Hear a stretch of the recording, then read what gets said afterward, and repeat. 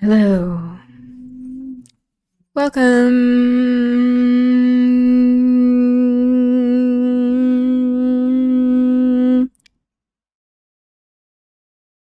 It's Monday. It's another day, another stream in fascist America. Welcome to whatever this is, an attempt at providing education, advocacy, and a little common sense in this digital wasteland. I'm Aubri Devashrayee.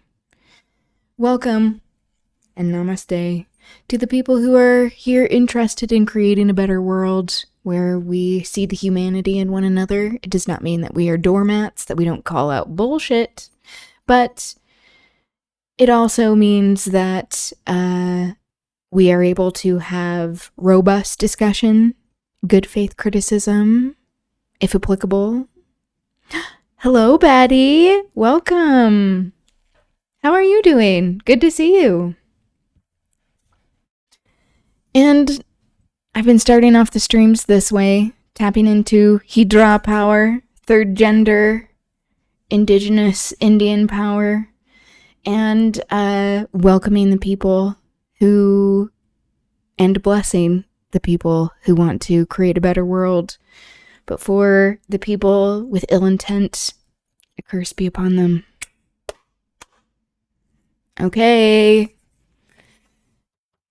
How are you doing, Batty? It's so good to see you. Today, I'm wearing a chain like a scarf because I thought that was fun, like a dupata. I don't know. Just trying things over here. What success? That's yet to be determined, you know? You're doing okay-ish. What's the story behind that? The okay and the ish. What's going on? Are you okay? I mean, you just said okay, but sounds like not particularly. If you are interested in talking about it, not like you have to. Doing all right, you know, in the market for a job, which, as we transgender expansive people understand, it's very difficult in this moment in time. Just fighting mental minor health stuff. Oh, I'm sorry.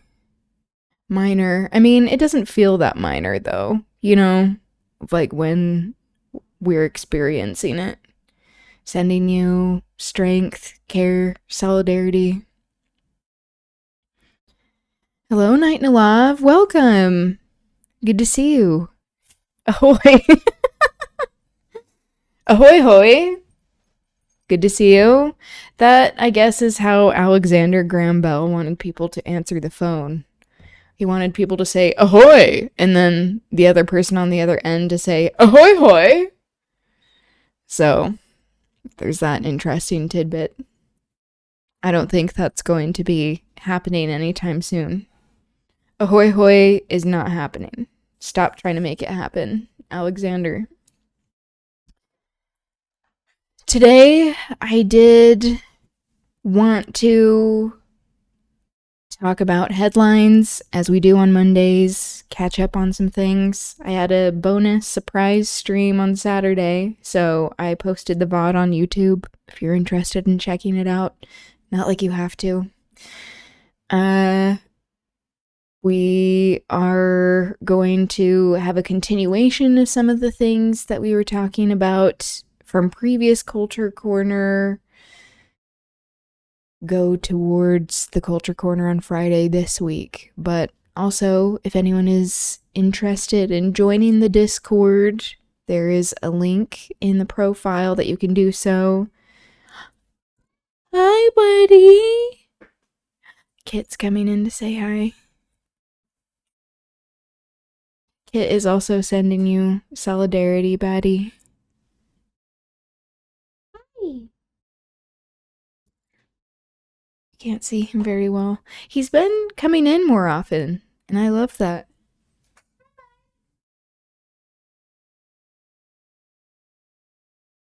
Okay, I have to give him a little pet. Time to introduce like that, it seems. That's what it seems like to me, too.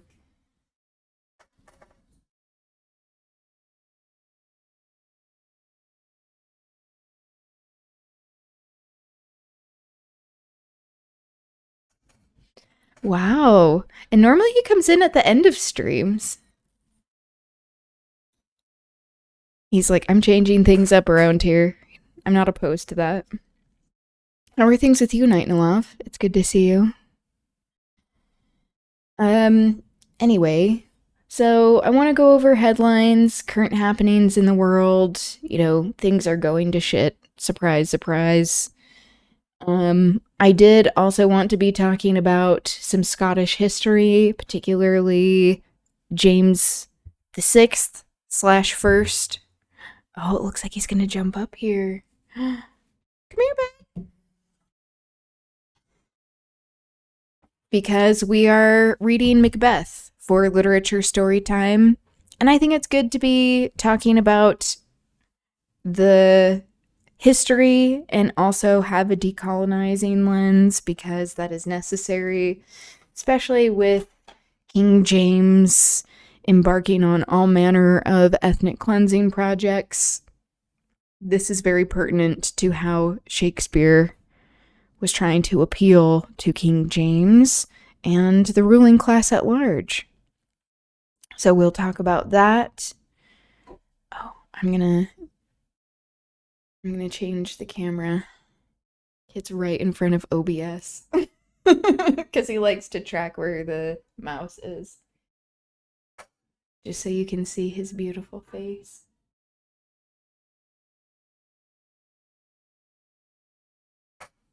There he is.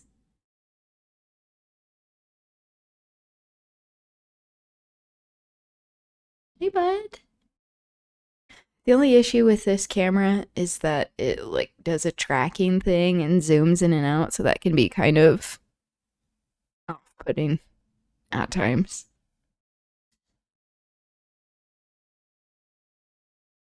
Oh. Oh. He saw a bird outside. There's a window right where he's looking at. He has such a noble profile. Okay. No pause on the keyboard. You're cute, but not that cute.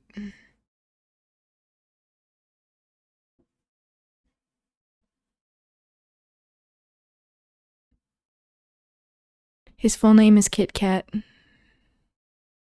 Anyway, I'm all over the place.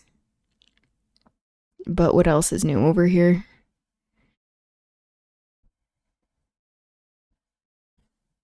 House leak? What? You are having a leak in your house? I'm sorry. That shit is really...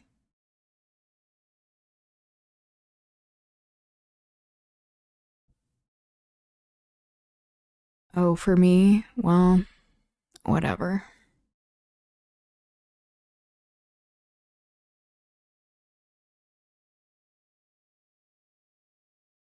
You have a window. Oh. Just especially with like certain events that have happened. It was like, well, it's not like that hasn't happened before. Okay, I thought you were saying that you had like water intrusion in your house. Yeah, uh-oh. I have a window here. All right. Shall we get started? Handsome. We have a lot of cats that go in and out of where we live, and this is very exciting for Kit. Juniper doesn't really care that much. The other cat, the little gray cat. Unless it is a gray cat or a black cat, then she feels kinship. She's like, okay, I'm just gonna show solidarity with my melanated felines, and honestly, fair and understandable. So naturally, she and Kit do not always get. She's racist. She understands where her priorities are.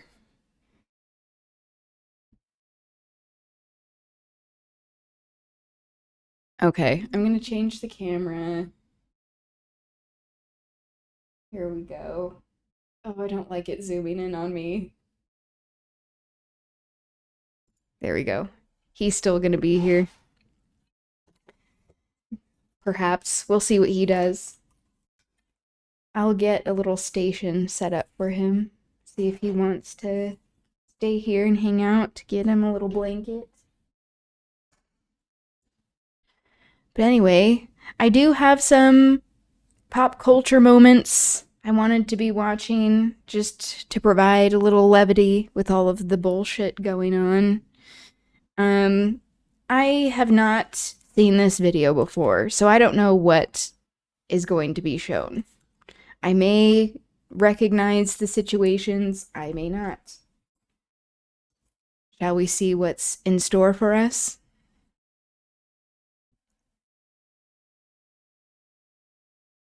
Okay. I saw that Meg the Stallion was the thumbnail, and I'm like, well, that's for me. I do remember this moment of her showing her Britney support. Come get this snake. I don't know this snake. This snake don't know me. Oh my God.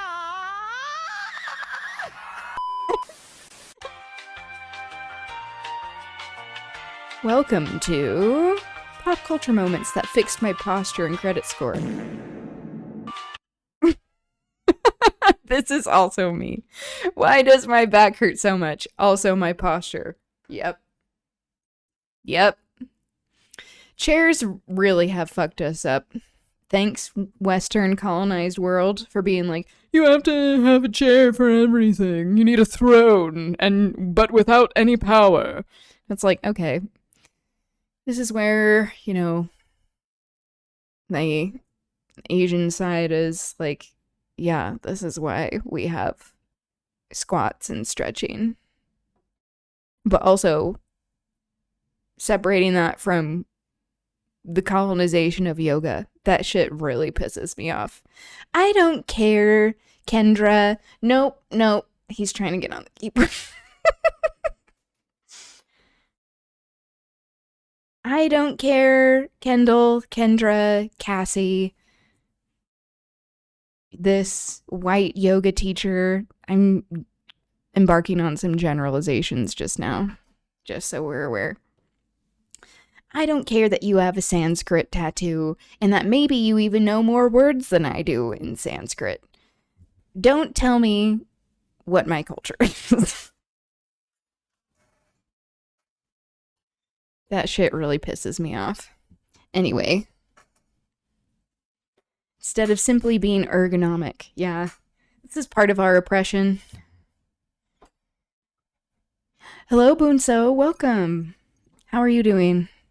How are things with the apartment situation, too? Also, not like you have had to, but interested if you've been able to get in touch with any tenant unions. See if they could offer any support. We're currently watching Pop Culture Moments for some levity before we get into the global bullshit that's happening.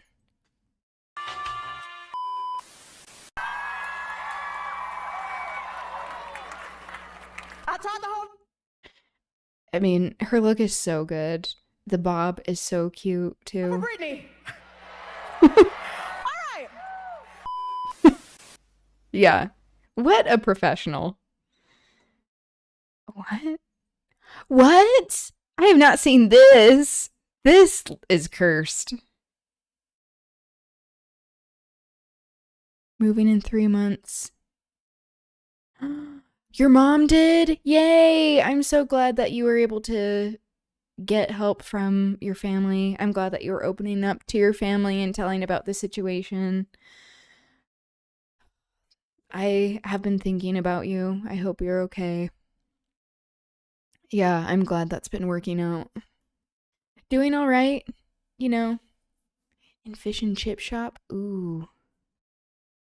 That sounds so good.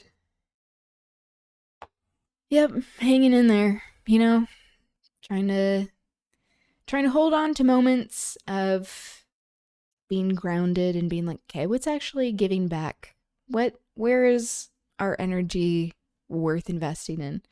This looks so cursed. I have not seen this. Smash. Susie. Wait, what was the game? Smash or pass? No, I don't condone that.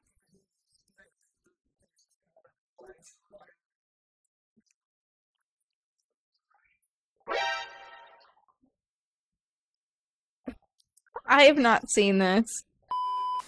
For $1, I could buy.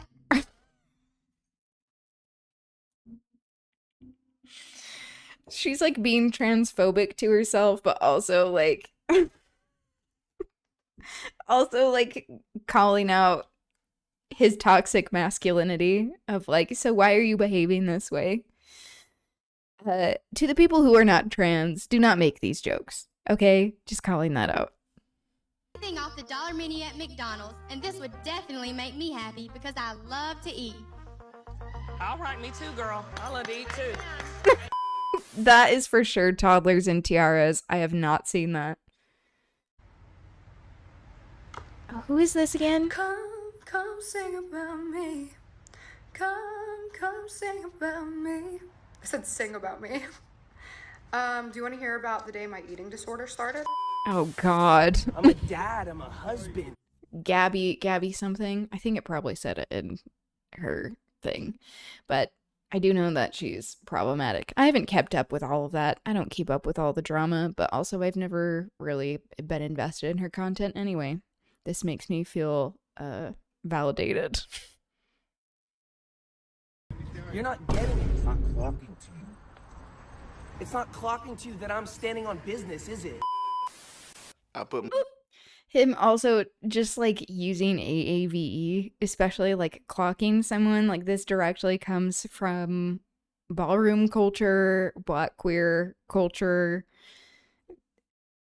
and using it incorrectly. That is kind of a microcosm for the Beeb's career, I guess. I love Zach Fox. in a bag of Doritos and made this suck the dust off the tip. I get why my dad left. That lyric, he was a writer for the Eric Andre show, and you can tell with this sense of humor. He's a comedian, he's a rapper. He acted in more things than Abbott Elementary. That's an excellent show. He's also like a DJ. He's coming to Utah, where I'm located, soon, or in like the fall, I guess. And he's having a dance night, and I'm stoked. I'm going to this. Those lyrics are some of the best lyrics ever written. But also pivoting to this. I would have left him. He's out doing his thing, saving turtles. Don't be afraid to hit that block button. Well, that laugh. Ready for a different interview with Beyonce? Beyonce. Oh my god. The Tyra show, I don't know if there few things have been as unhinged as the Tyra show. And this is maybe one of the reasons why Beyonce stopped doing interviews. When was the last time you bought something in a store, Seance? If you could communicate with anybody that has passed away, who would it be? Beyonce. What's your favorite type of cheese? Been like an advocate for mental health awareness. Yes. And it is Mental Health Awareness Month. Like myself included, I struggle with anxiety. Amazing. And Ariana Grande is her favorite. We do have an ad starting in 45 seconds. So just as a heads up, subscribers do not have to deal with this corporate bullshit, which unfortunately I'm dependent on, which we mostly all are in capitalism. Yay. Great, but a necessity, unfortunately. Musician. So you really like Ariana Grande? Yeah, What about Demi Lovato? I haven't heard of him. I remember thinking, I'm about to beat the job. Oh, this. I remember this. The band about to rock the Billboard Awards comes from down under, but the direction they're heading is straight up. Recently, they made their debut on the Billboard 200 now. #2. This I know. I don't know if you're subscribed, Night and Love. Thank you. I'm glad to be able to be making some money. You know, that's helpful. Ideally, it would not be necessary.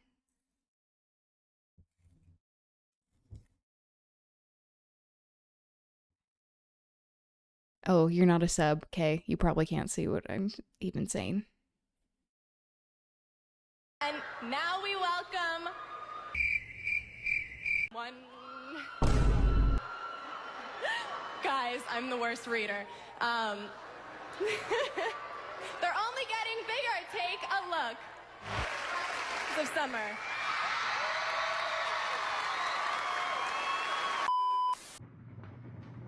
You know how amazing it would be if you and I were totally gaying into each other? What'd you say? That's a child. And that's an ugly, pimply bitch. Yep, I'm 9, but thank you.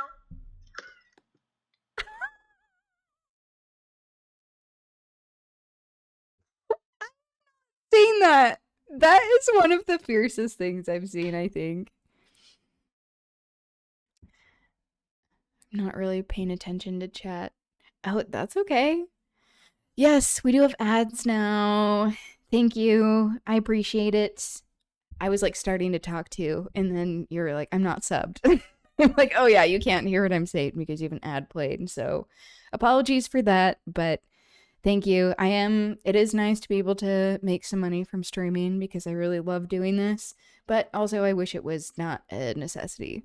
I am hoping to get to a point where, you know, I could just be reliant on subscriptions and such and get rid of the ads. But in the meantime, since, you know, needing to pay bills and shit, it is helpful. I'll say that. Okay, I'm going to go back to this. What you missed was Kendall Jenner giving her horrible announcement for One Direction at some awards show. That really was abysmal. I don't know if you remember this, but this situation, not this one, the next one. This one, I don't know what this is from, but this is very much how like Iago is in Othello, the Shakespeare play we just finished. You know how amazing it would be if you and I were totally gaying into each other? What'd you say? That's a child. This is how I feel like there's so many supposed like straight men are, the toxic masculine straights, toxic masks who are like I hate women so much. It's like, okay, then just fuck men. That seems like it would be a solution for you. Do it Spartan style, you know, like enhance your masculinity or something. But then that's also where it can get toxic in queer spaces too. So don't bring that in. But that's when like straight people just seem so gay, like straight men specifically. That's like, if you love men so much, why not actually love men? That's an ugly, pimply bitch. Yep, I'm 9, but thank you.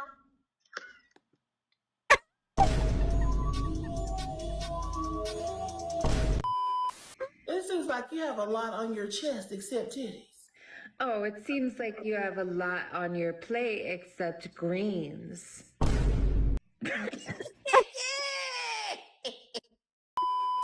We in this bitch, finna get crunk. Abraz on fleek. Everybody in our family's name starts with a K. Well. And the 3 of us girls even formed our own club. We call it the KKK. Okay. You might want to rethink that. No. This conversation will be recorded. They're like, this is funny, but also them being like white supremacists. And conversated. Now, is you the manager? Yeah, yes, sir. I don't want that. You ate the whole entire thing. I can show that camera too. No, I didn't eat. It's meat still on that chicken, man. But there's nothing like. It's meat still on that chicken, But man. this whole entire plate has been eaten, sir. So you can't take that off my bill? No, not unless you would have gotten us at the very beginning and said that you didn't like your meal. I could have replaced it for you. So I gotta pay for that. Yeah, you ate the whole entire thing, sir. There's not even like. So she telling me I got to pay for that? I mean, let me ask the audience. Let me ask the audience. Book. I know. I haven't seen that. I have not seen that full clip. I know the quote, let me ask the audience, though. Also, I haven't seen this situation. Once again, we're getting the Kardashians. Why? What's the last word in the Hunger Game book? Games. I know the last. Go. It's go. The end. Go.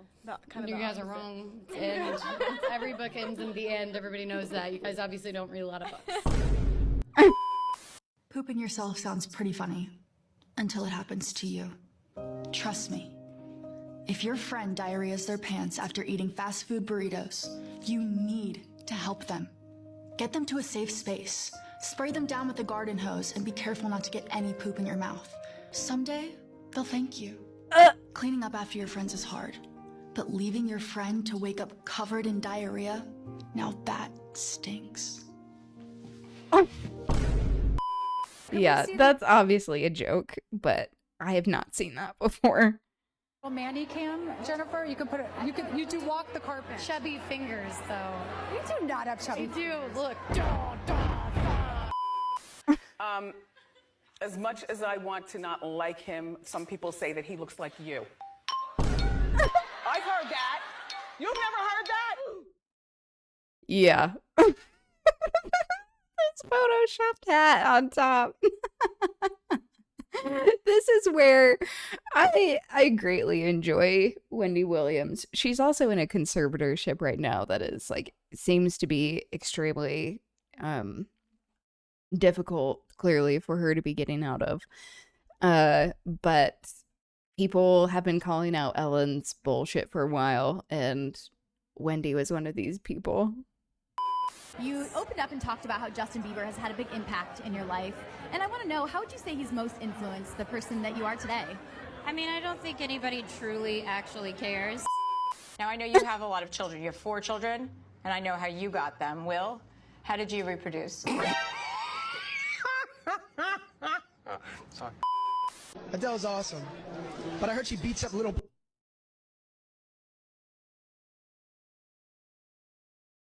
What? Think about songs nowadays like Katy Perry's There are so many of these moments I haven't seen before.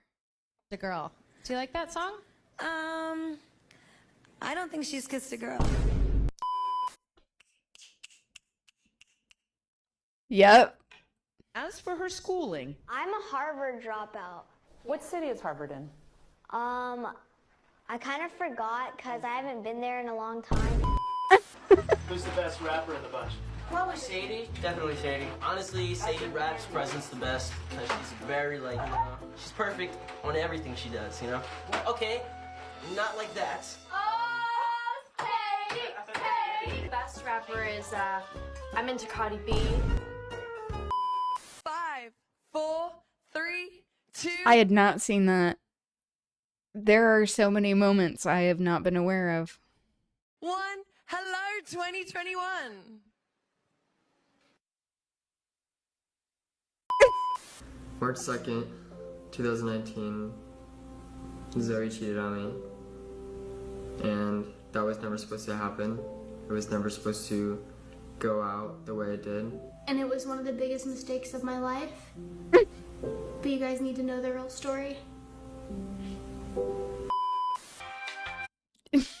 What? I've not seen that before. Wow, I'm really not plugged in. That's not a surprise.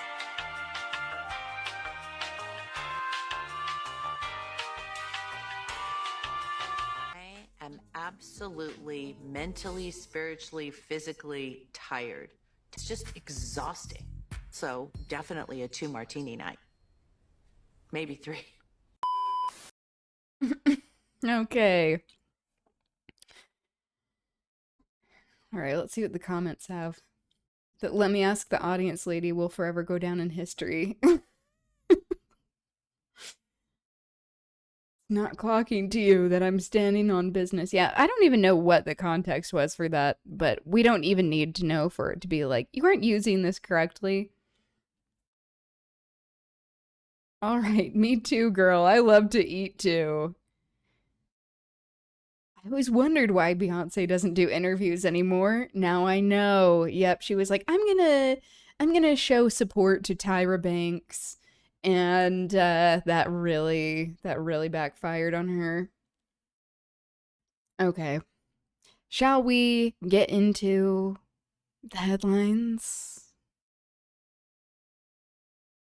Let's do it.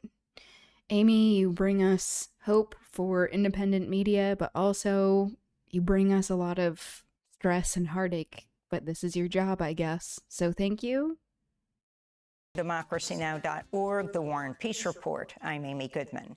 The U.S. has paused bombing Iran for a 3rd straight night after senior Trump administration officials reportedly warned the president about dwindling munitions stockpiles. In response, Iran said it would pause retaliatory strikes against U.S. bases across the Middle East. Over the weekend, the Pentagon updated its official war casualty database, adding more than 140 wounded service members. The new figures show 18 U.S. troops have been killed and 624 wounded since the U.S. launched its war against Iran back in February. The Pentagon separating the... Yeah, and this is probably what she's saying. They're suppressing numbers. This is something we've all known, we've all been guessing at, and also, like, is it surprising? They don't want people to actually understand the devastation because they understand that their whole MAGA cult and coalition sometimes care about the troops, sometimes no.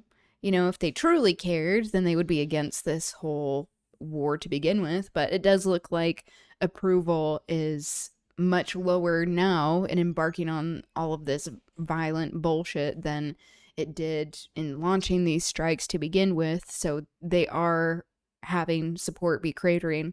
But this is where fascists, this is where colonizers get even more violent, and they try to deflect as much as possible. So we need to be looking for other tactics that they are using too at this time. Figures, deaths and injuries after the ceasefire ended on July 7th are listed in a separate database labeled generically as overseas operations casualties, unquote. Meanwhile, Iran's foreign ministry accused Ukraine of attacking an Iranian commercial vessel in the Caspian Sea, saying one sailor was killed and another injured. The Ukrainian President Volodymyr Zelensky accused Russia of passing on to Iran its satellite observations in the Middle East, allowing Iran to launch attacks across the region. This comes as Israeli Prime Minister Benjamin Netanyahu is set to visit the White House Tuesday for the first time since the U.S. and Israel started bombing Iran in February. Despite the lull in fighting, Britain said its armed forces were ready to defend itself after Iran's Revolutionary Guard Corps warned the UK not to allow U.S. bombers to fly from UK bases. On Thursday, the IRGC claimed the U.S. had flown bombing missions against Iran from Fairford Air Base in southwest England. The U.S. war in Iran has spread to a second front to include Yemen. Yemen's Houthi. Great. So Andy Burnham, the new Prime Minister of the UK, there were some people holding out hope, foolishly, to many people who understand the lip service of people who claim to be progressive or on the left, that, you know, he has done exactly what Kid Starver was doing, and he is allowing the U.S. to use bases for this unconscionable, immoral, illegal war, because guess what? It still has not gone through Congress.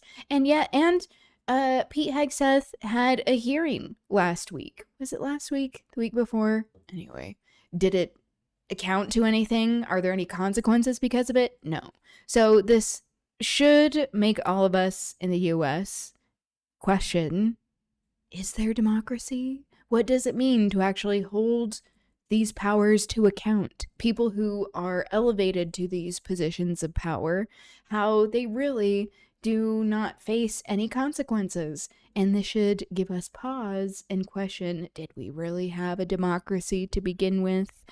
And what does that mean for moving forward and actually resisting these people? Because it can't just be about electoral politics. Electoral politics do affect our material conditions, but this is where having outside pressure is ever important, but it is increasingly so with their impunity. Rebels over the weekend struck sites belonging to the Saudi state oil giant Aramco on the Red Sea coast.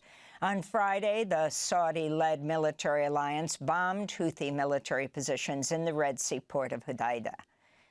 In France and Spain, devastating wildfires have forced more than 360,000 people to evacuate their homes, the largest evacuation in France's history since World War II.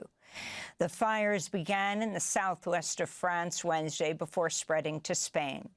In France, 2,500 firefighters, 1,500 military personnel, and nearly 1,200 police have been deployed to bring the fires under control.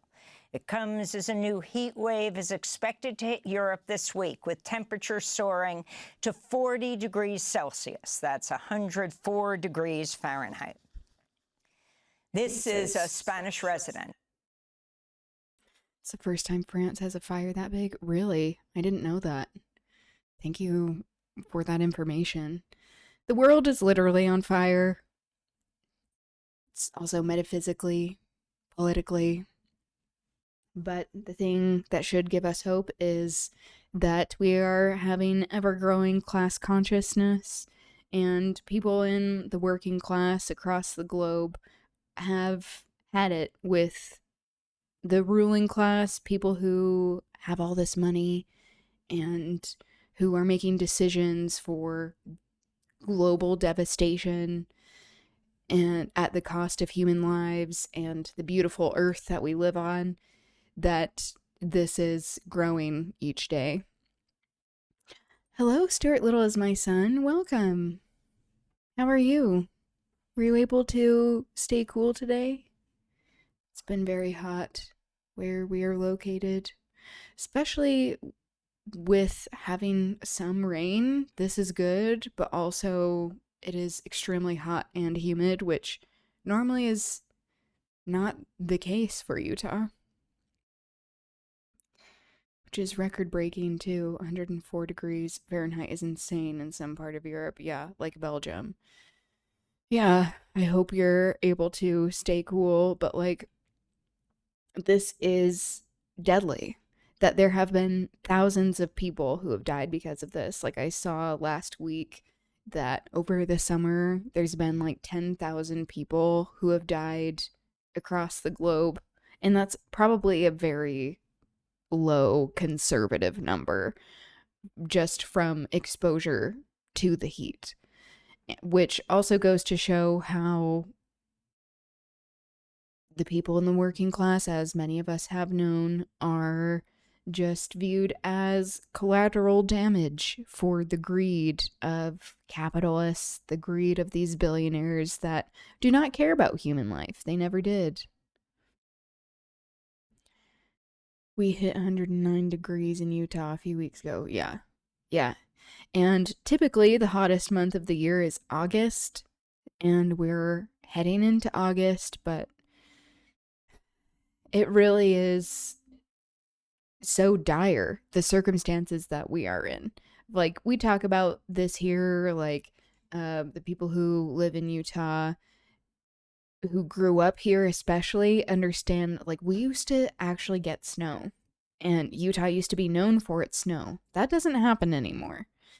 There really is only like a skiing industry, snowboarding industry, but mostly skiing because it's primarily like the rich white people coming in from other places that want to ski, that there are these snow machines that make the snow because it doesn't happen naturally because of snowfall anymore.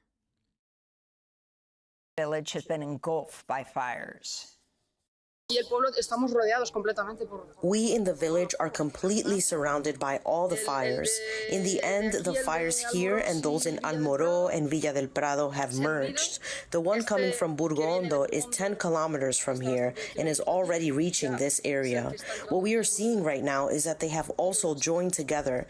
In other words, the three fires from the three provinces are going to merge. And what we are seeing is devastation, fear, anguish.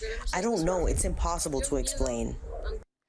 We'll go to Spain after headlines to speak with a professor who is evacuated and also speak with John Valiant. He is author of the book Fire Weather. In Germany, a man allegedly drove a minivan into a crowd of people near Berlin's Pride celebration Saturday, killing one person and injuring 29 others. Authorities later shot and killed the man during an operation Sunday. The suspect was identified as Abdul Balat, a 21-year-old German citizen. According to authorities, he tried to join the Islamic State and was released from prison in May despite being jailed for preparing an attack. This is Berlin's mayor, Kai Wegner. I can only say that Berlin, as a city of freedom and diversity, will continue to stand strong and make its position clear. We will not allow anyone to take away our way of life or the... Yeah, I saw that this happened.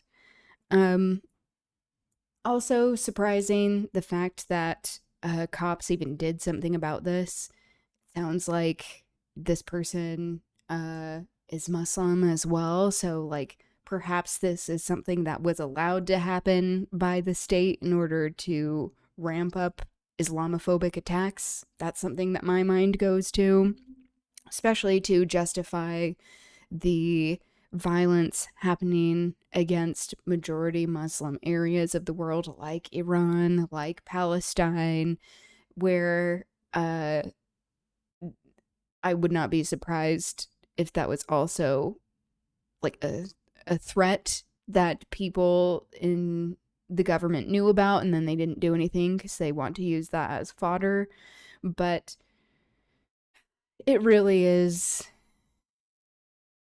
like, even in a place like Berlin that typically is like pretty known for its nightlife and presence of queer people, you know, it just goes to show how the threats are ever growing for queer people. Like, it's not an accident how many of us, especially people with the trans, non-binary, gender expansive experience, have been pushed out of jobs, have a difficult time finding jobs, experience more like hate in everyday life, and how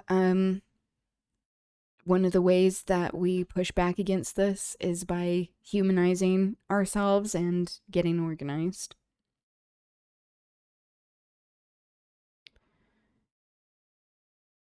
Mama treated me. I know, I love fish and chips. They're so good.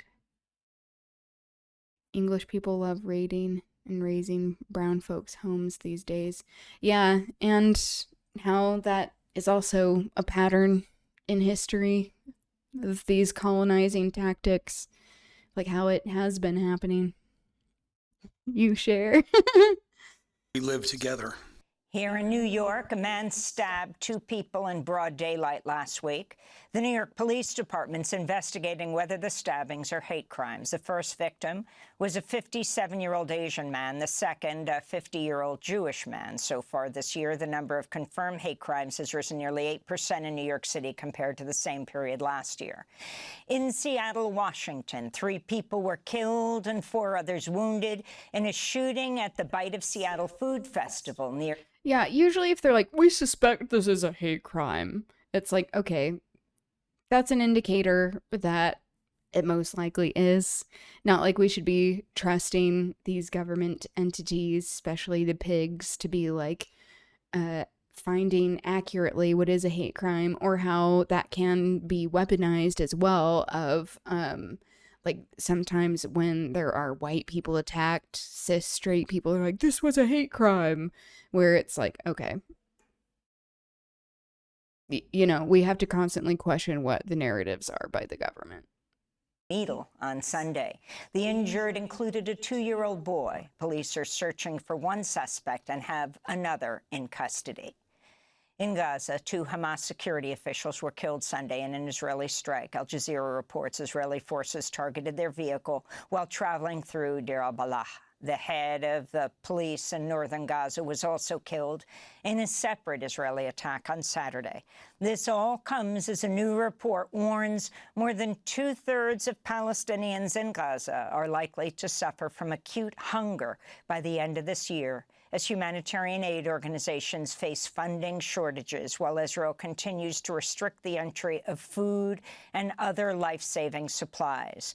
Currently, about 1.2 million people in Gaza face acute hunger.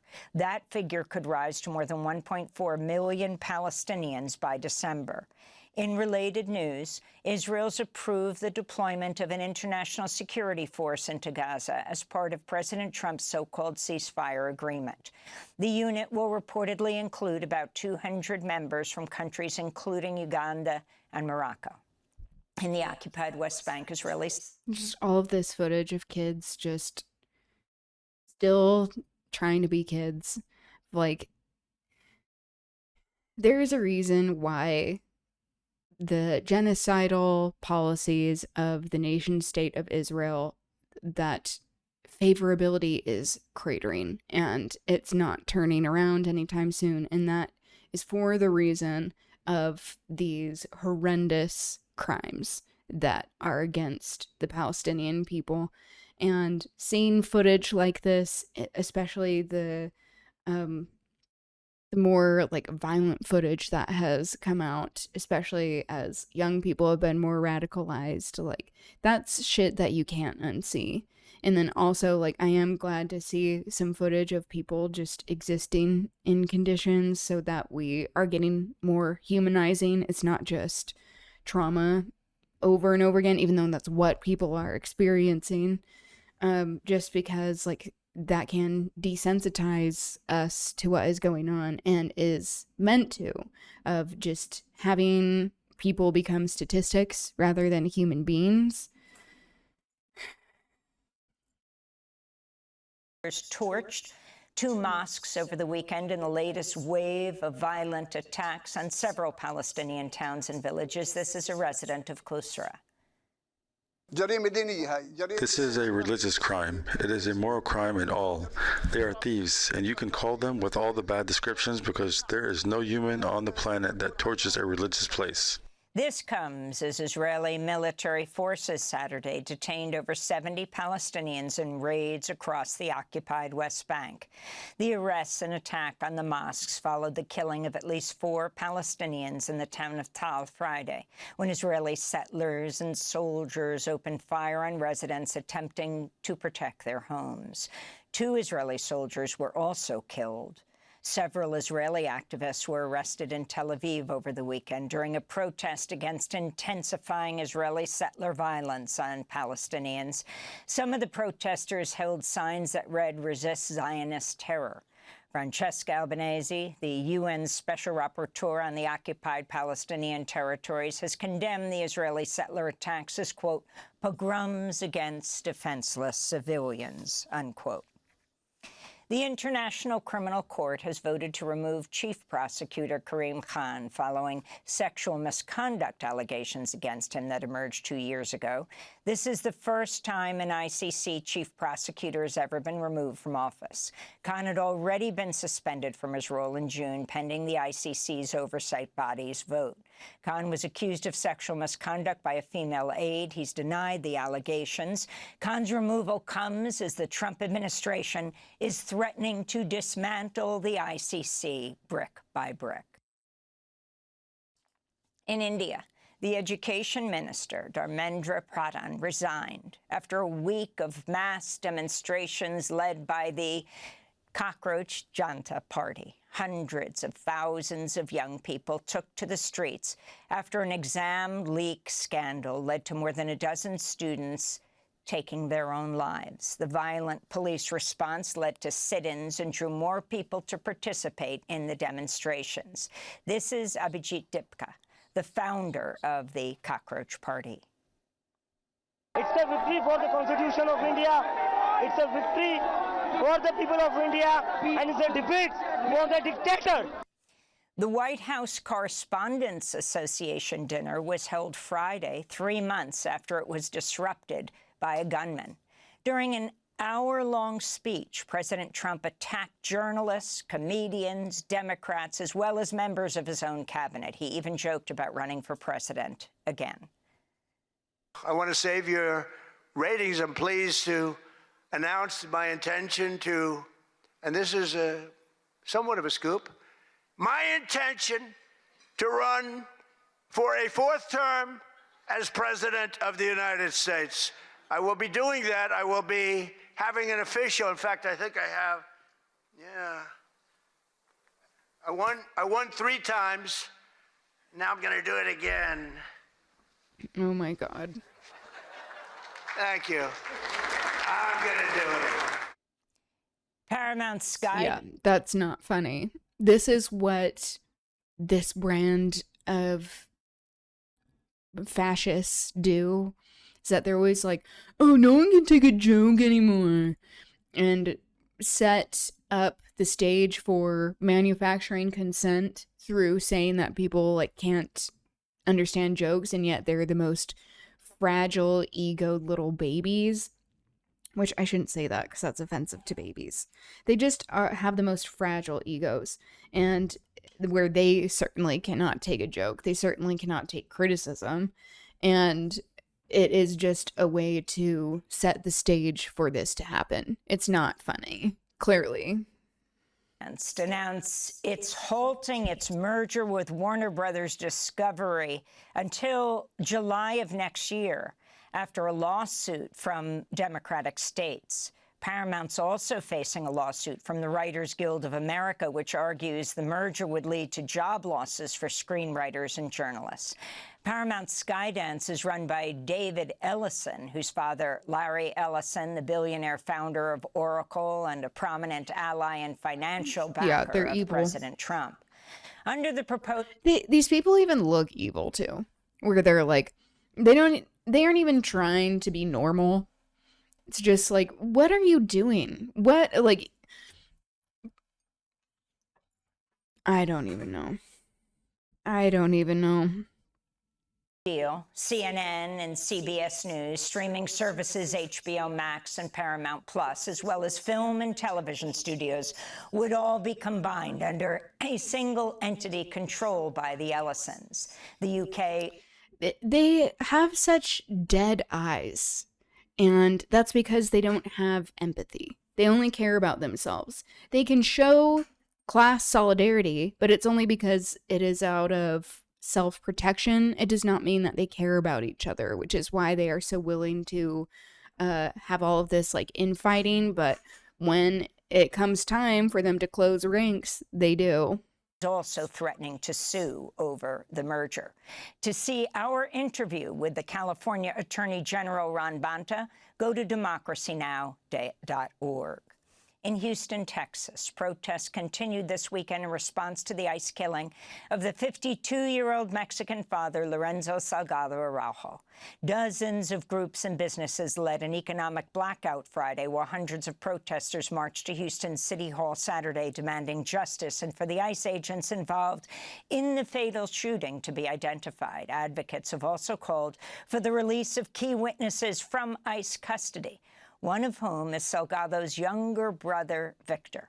This comes as the Harris County District Attorney's Office confirmed a white powder found in Salgado's van was not drugs, but an electrolyte salt mixture to stay hydrated while working in construction during Houston's scorching summer. Yeah, the substance imagine was the that. subject of an unsealed FBI search warrant. David Donati, senior staff attorney at the ACLU of Texas, said in a statement, quote, "By taking the unusual steps of securing and then unsealing their search warrant, the government's demonstrated it's more interested in creating a false narrative than in seeking the truth.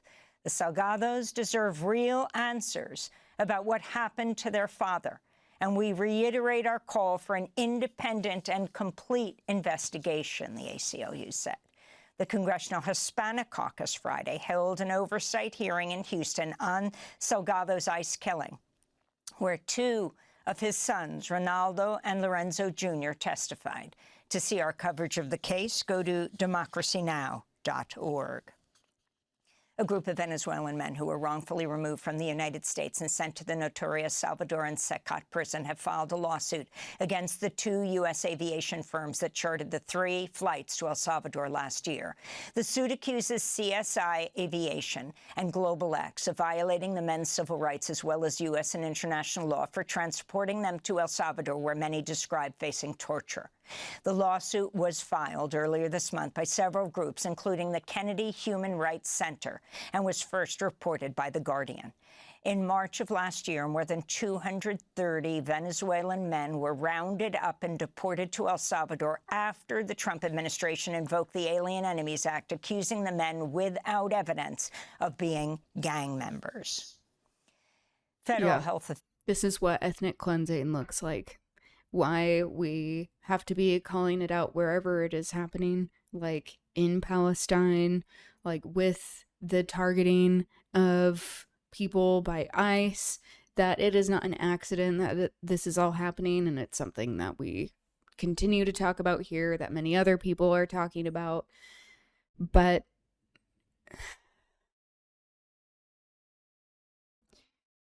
it really goes to show how much these powers really are bent on keeping us all oppressed, that our liberation is so tied together of, like, we can't separate the ethnic cleansing of what is happening to people in this country, but also the conditions of queer people, how this is a continuation of colonization, something that we talk about here, and how these fascist ruling class, billionaires, capitalists who are benefiting from all of these things happening. There are only a few people in the world who are able to benefit from all of these atrocities. And if we want to be like, why isn't this being stopped? How could people just let this go on? It's because of these few people who have vested interests in not stopping all of these wildfires, to continue the impunity of violence and resource extraction so that the planet is destroyed, that cannot be separated from the human lives that are destroyed in the process, and used to justify their own sense of superiority, because guess what? They happen to be in this situation because of happenstance of birth, not because of merit, not because they are smart, not because they are particularly clever or unique in some way. It is because that they just happen to be born in a certain class, and they are doing whatever they can to maintain their power. And especially, like how I called this out before we started getting into headlines, this will be ramping up as they are losing more of their power. Because across the globe, everyday people, I mean, this doesn't go for like every single person, but for us common folk, meaning just regular humans, we can see what's happening if we are not just completely brainwashed by ruling class propaganda. that we can see how we can feel how we are all suffering and see the atrocities that are being committed in the name of these political forces. And it is not about any sort of shared humanity. And that is where we have to draw our strength from. That there are some people who still exist that care about other human beings, that this is necessary in order to be building systems outside of these oppressive ones, and why it is so imperative to show global solidarity with one another, because our collective struggle and liberation is so connected. Announced a new outbreak of cyclosporiasis, impacting 72 people. About 4,100 people have been infected with the cyclospora parasite. According to the CDC, at least 98 people have been hospitalized, as cases have been reported in at least 41 U.S. states. Critics have talked about the gutting of CDC by DOJ. And in Maine, Democrats have selected Troy Jackson to replace Graham Plattner as their U.S. Senate candidate at a convention on Saturday. Plattner dropped out of his race after an ex-girlfriend accused him of rape. Jackson is a former logger and former Maine state legislator who was the Maine State Senate president. He will face Republican Senator Susan Collins, a 5-term incumbent, in November. This is Jackson accepting his party's nomination for Senate. We need someone with courage. We need a fighter. And we need a senator who remembers exactly who sent them to Washington, which is you. Let's unite this party. Let's build the largest working class movement Maine has ever seen. And let's win this fight. I humbly ask for your vote. Thank you, and God bless. Troy Jackson was endorsed by the DSA, the Democratic Socialists of America, when he ran for governor. And those are some of the headlines. This is Democracy Now!, democracynow.org, The War and Peace Report. I'm Amy Goodman. Thanks for watching Democracy Now! On YouTube. Subscribe to the channel and turn on notifications to make sure you never miss a video. Depressing. And for more of our audience-supported journalism, go to democracynow.org, where you can download our news app, sign up for our newsletter, subscribe to the daily podcast, and so much more.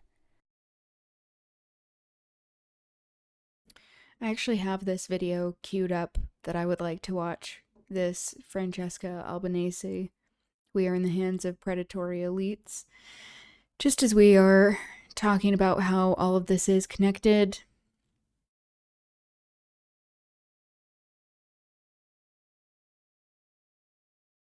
Okay.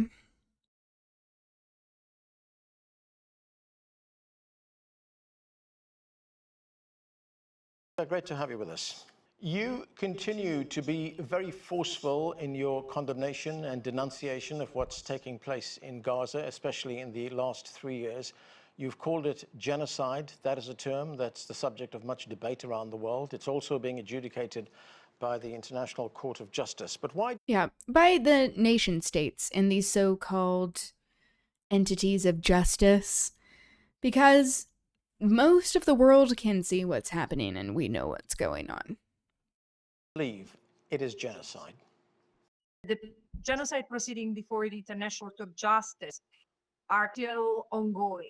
However, the consensus in the international legal community, both academic and civil society, around the fact that it's genocide, which is what I denounced already in 2024, has grown, and it's really undisputed among reputable scholars and observers that Israel has committed acts of genocide. Genocide, intentional destruction of a group as such, as per Article 2 of the Genocide Convention, and it can occur through acts of killings, members of the group, by infliction severe bodily or mental harm to members of the group, by inflicting severe conditions calculated to destroy members of the group, even preventing births or taking children away from the targeted group. So it's not just an accident It was good seeing of you, Night and war, Alive. but Yeah, take care of these acts yourself. of Thanks for genocide being are here. committed with intent to destroy. Right. Good Because, luck for with example, studying. Palestinians, all terrorists, all enemies, and this is what constitutes genocide. Right, you mentioned some of those reputable scholars who studied genocide. One of them is Omer Bartov, who's written extensively about Gaza and genocide in his last op-ed in the New York Times. Bartov says it's unlikely that anyone will be held accountable for what is taking place right there, right now. And it's also, he mentions the fact that this is being adjudicated in the International Court of Justice. But he also points out that what distinguishes this genocide from others is that certain people, including Just not President Trump and rest, his but family, will sleep. profit enormously Thank you. from I what is appreciate taking it. place by Same seizing to and you too. developing large tracts of land in Gaza. The Palestinians will be effectively dispossessed. What do you make of Omer Bartov's words? The United States, with this administration, but also with the Biden administration, has assumed huge responsibilities for Israel's main conduct. And yes, I agree. That there is a complicity with Israel's actions that puts the United States in the driving seat of this genocide. And of course, the people profiting from it. This is what I described in my last year's report, in my fifth report on the genocide, which was discussing how the Israeli economy had turned from an economy of occupation, which profited Israel and other companies, into an economy of genocide, which profits necro-capitalism. I mean, there are entities like Palantir, but also big actor in the big tech and other firms who are frankly investing into the Israeli economy, making the stock exchange raise, while the economy of many Israelis is in crisis. So it's not damaging. Yeah. So we see the few people who are benefiting from what's happening, where it's not an accident that Palantir has been used against Palestinians in tracking and creating a database, using this AI to justify the ethnic cleansing and genocide that is going on, how this is being used by ICE, these tactics that are used by police forces all over the world who train with the IDF, and how the industrial war complex, this machine, the techno-fascism that exists, the cornering of pharmaceuticals and medical care, healthcare, insurance, making it so people can't afford things. Not only are they economically in dire situations because of very few people hoarding all the wealth, but that they are making money off of our health suffering as well, of how all of these outbreaks within food because of the gutting of Doge, how Doge was gutting all of these regulatory programs in the CDC and the FDA in the US, that it is meant to enrich capitalists, enrich the ruling class, these colonizers who have a vested interest in all of these atrocities, and how regular, everyday people in the working class, we're the ones to be suffering from it. And there is no sense of moral appeal. There is no magic combination of words that is going to get these people to change their ways. It has to be met with power. It has to be met with organizing force, in going toe-to-toe by having collective solidarity with a lot of outside pressure when it comes to unionizing, with stopping a lot of these manufacturers and what is going on, actually focusing on choke point organizing with strikes, that this is one of the most effective ways to stop what is going on, which is why the workers in these areas are also so disempowered, because their collective solidarity and us showing solidarity with them holds a lot of power. So while it is so disheartening, and that feels like it's too light and simple of a word for everything that is going on globally, but how the litmus test of showing solidarity with Palestinians really just is this focus point for so many of the atrocities that are going on in the world, of like how the tech even used by Palantir is sourced from the Congo, how the people of Sudan are also being oppressed and experiencing the worst humanitarian crisis in the world, while also there are people who are benefiting from these crises in investing in the resource extraction and what is going on. So, like, all of this is interconnected. This genocide is damaging the Palestinians, of course, also many Israelis, and this don't matter because there is expansionist project ongoing, and in fact has reached an acceleration. And this is U.S. imperialism in the region. When I say U.S. imperialism, I know that I assume that I'm making a disservice and paying disservice to many U.S. citizens, in fact, who are not even aware of how their resources are spent. Yeah. So of predatory aid and profit from it, because there are many Americans, many US citizens who cannot meet ends at the end of the month, who need to do 3-4 jobs in order to put something on the table for their families. Yeah, many people who are forced into these situations, and many people who are not able to even find jobs, of this being part of the larger ethnic cleansing of what is going on in the US itself, of targeting specific groups of people to make it so that we are invisibilized and that we are not able to live a life that is public, that we cannot make ends meet by getting jobs, but then people are forced into these dire situations. And I think the average person in the US now can see what is going on in Palestine.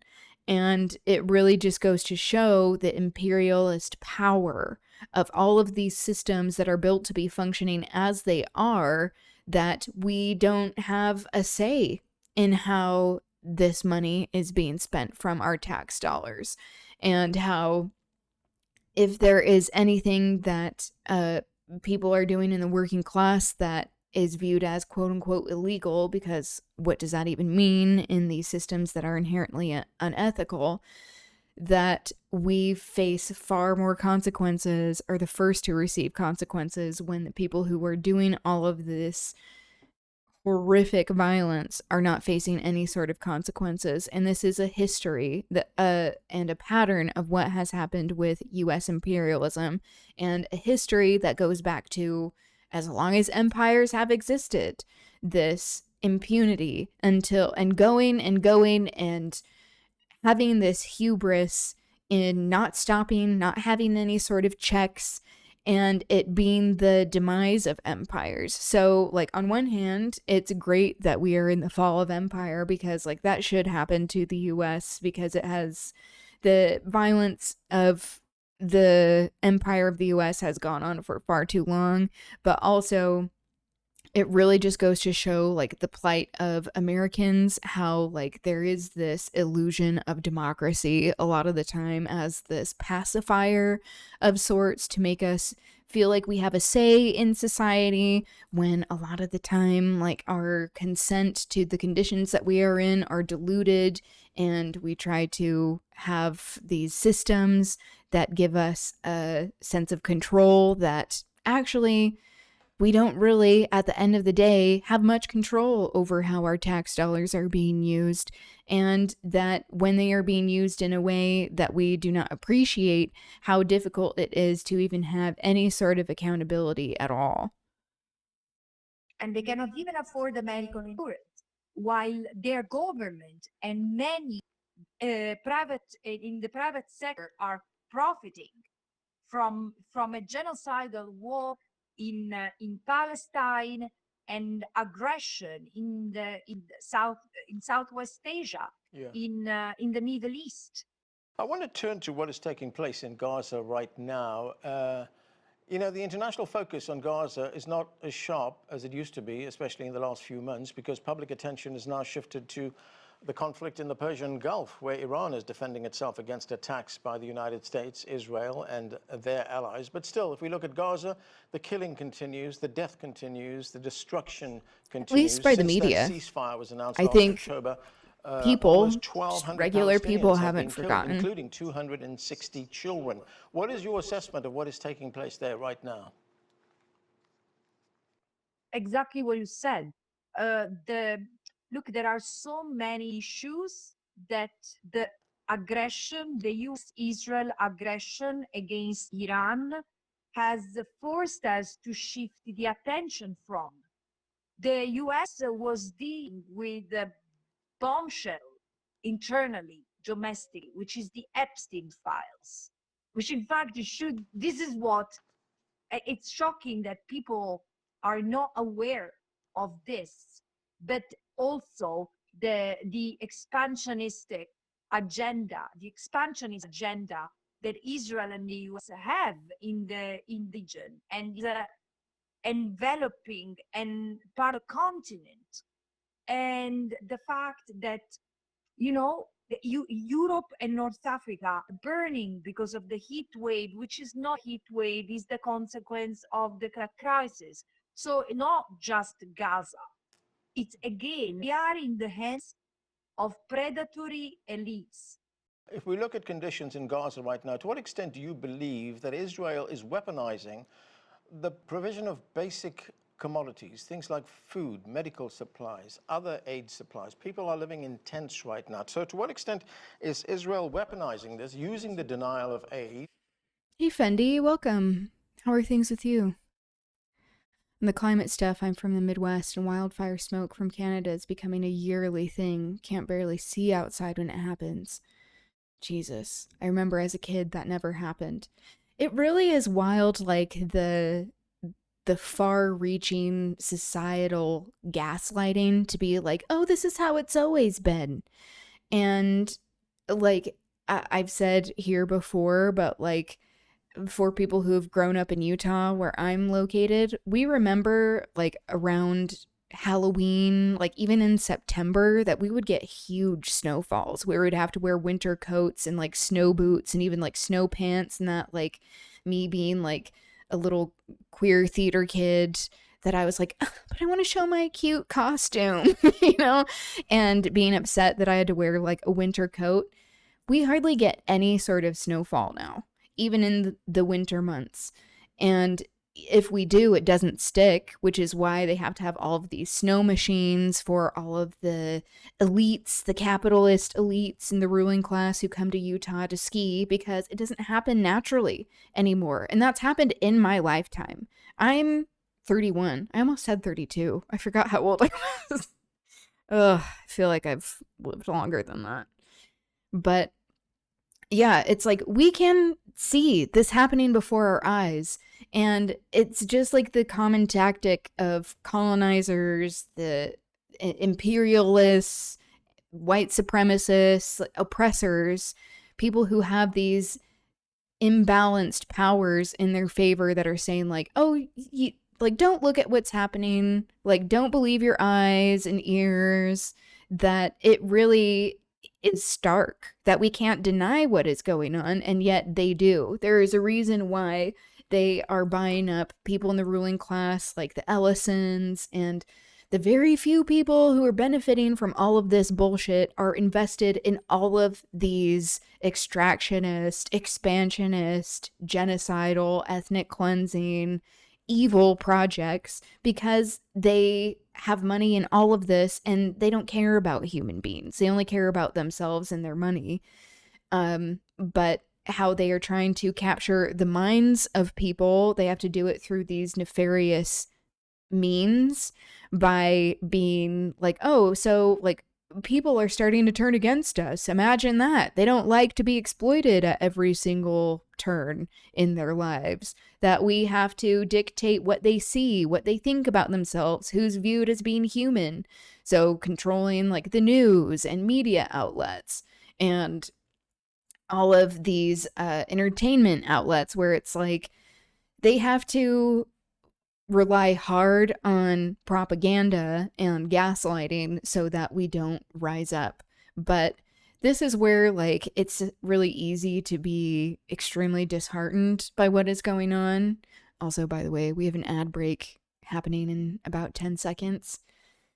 That commercial, the commercialization of trying to get out like information, like me also making compromises under capitalism, where it's like all of this bullshit that is going on is so radicalizing that like we have not had this close of like global class consciousness before, I don't think.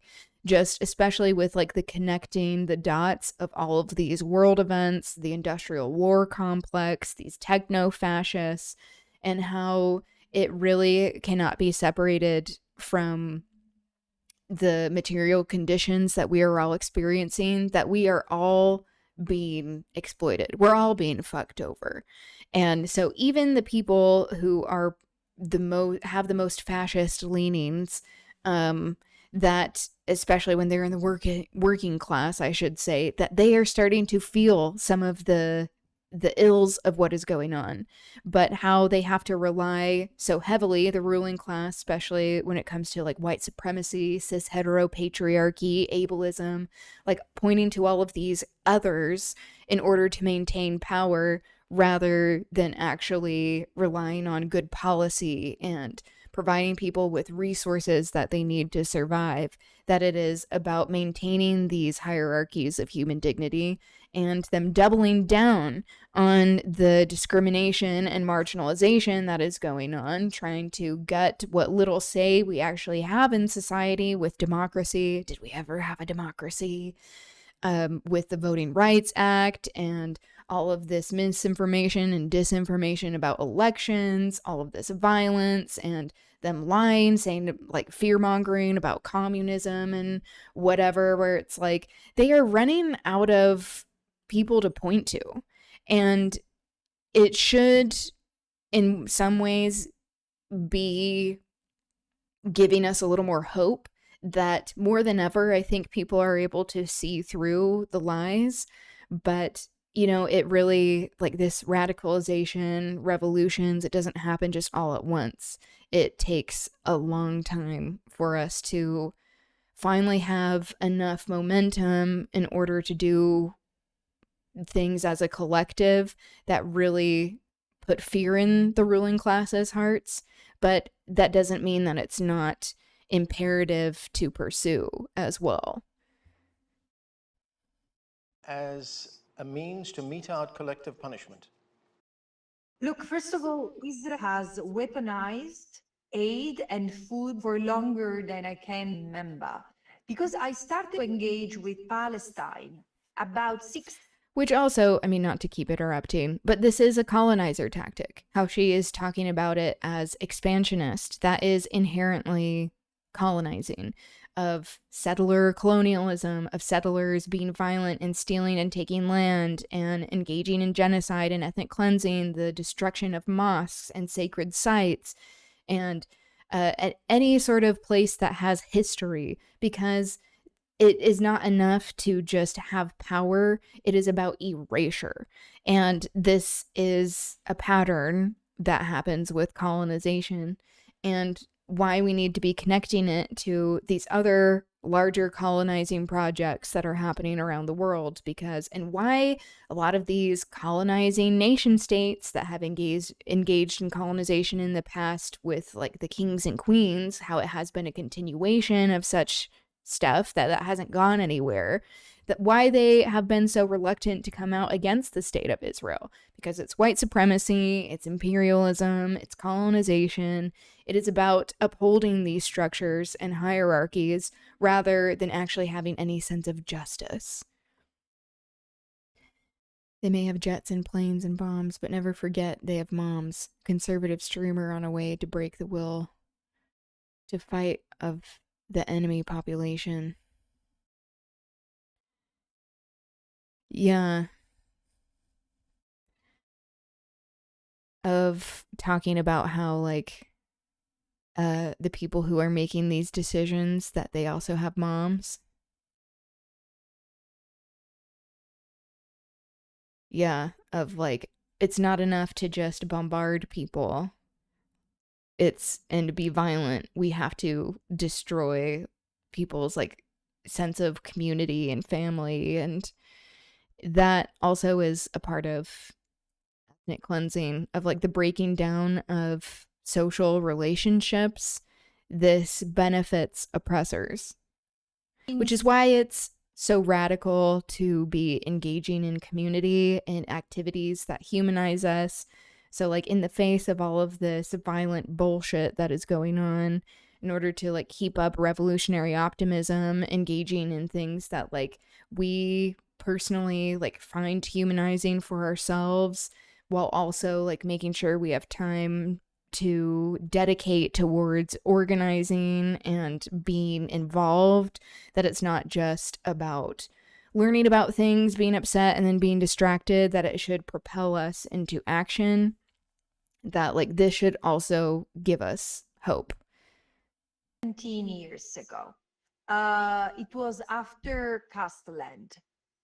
And Gaza was already a ghetto. Gaza's been a ghetto since 1948, when Israel had displaced over 130,000 Palestinians from modern-day Israel, historical Palestine, into a small region of historical Palestine that has since then been Kind of sounds like called her footage is breaking up a little Gaza bit. Strip.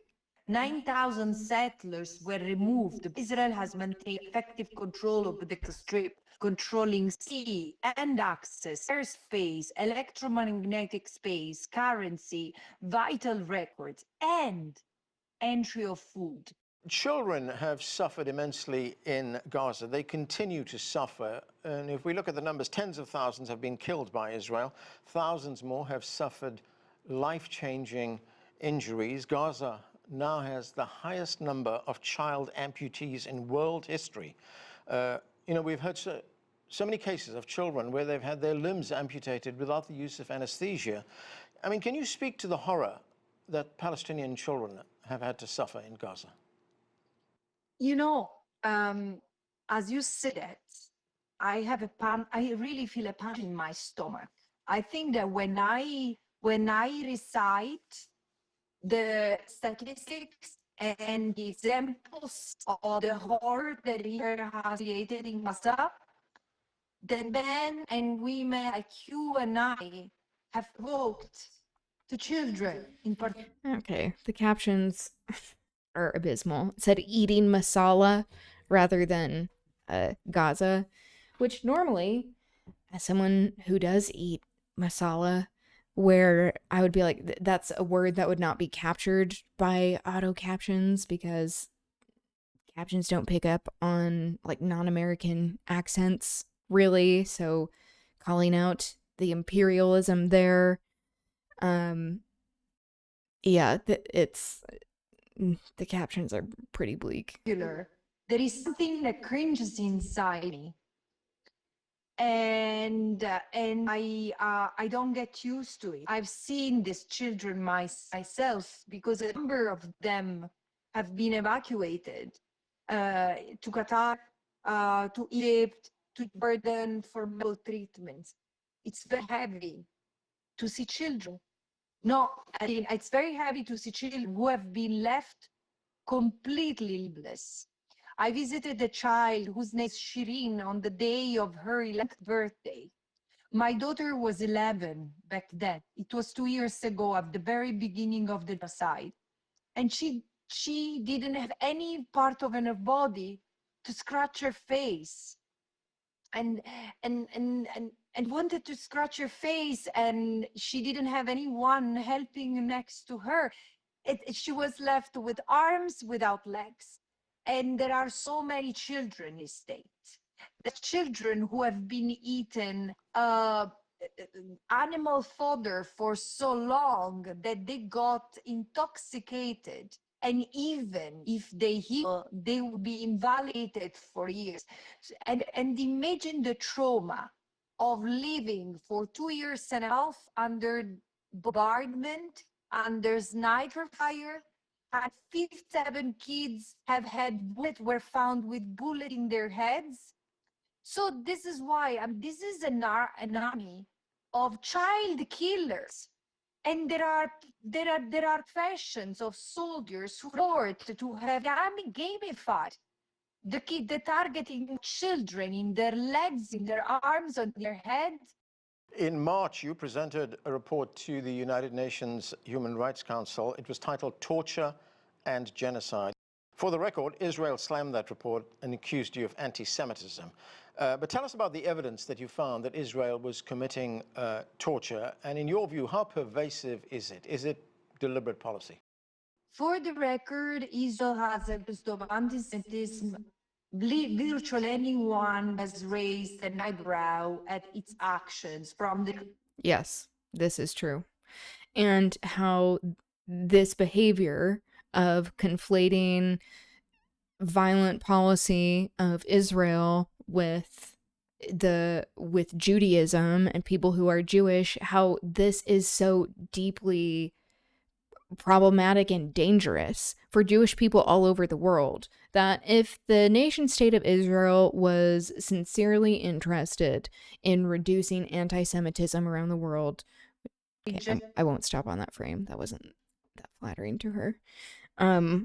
If they were sincerely interested, they would be stopping their violent genocide and expansion of constantly being a source of instability and violence to the people in that area and region, where this is also how you know it is colonization as well, of like having, like, normally, like if they were just on their own, the nation state of Israel, that they would not be able to keep up this violence and this expansion.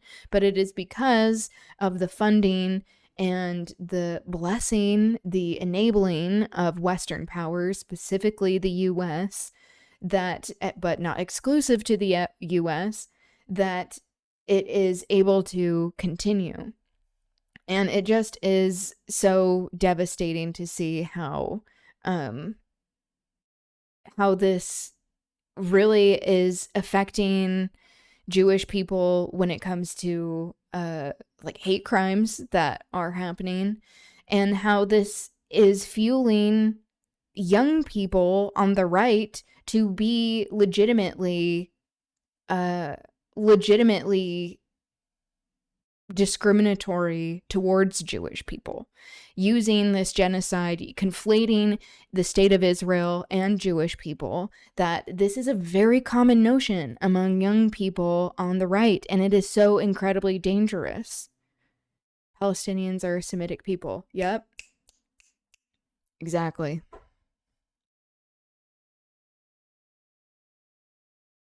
The Pope. So, to put the accusation of anti-Semitism on record. But look, when I looked into torture, the Committee Against Torture, with the treaty body mechanism consisting of experts, of mainly academics, and already confirmed in its dealing the state of Israel that Israel is committing acts of torture as a state policy. So it was not such a novelty what I disclosed with my reports.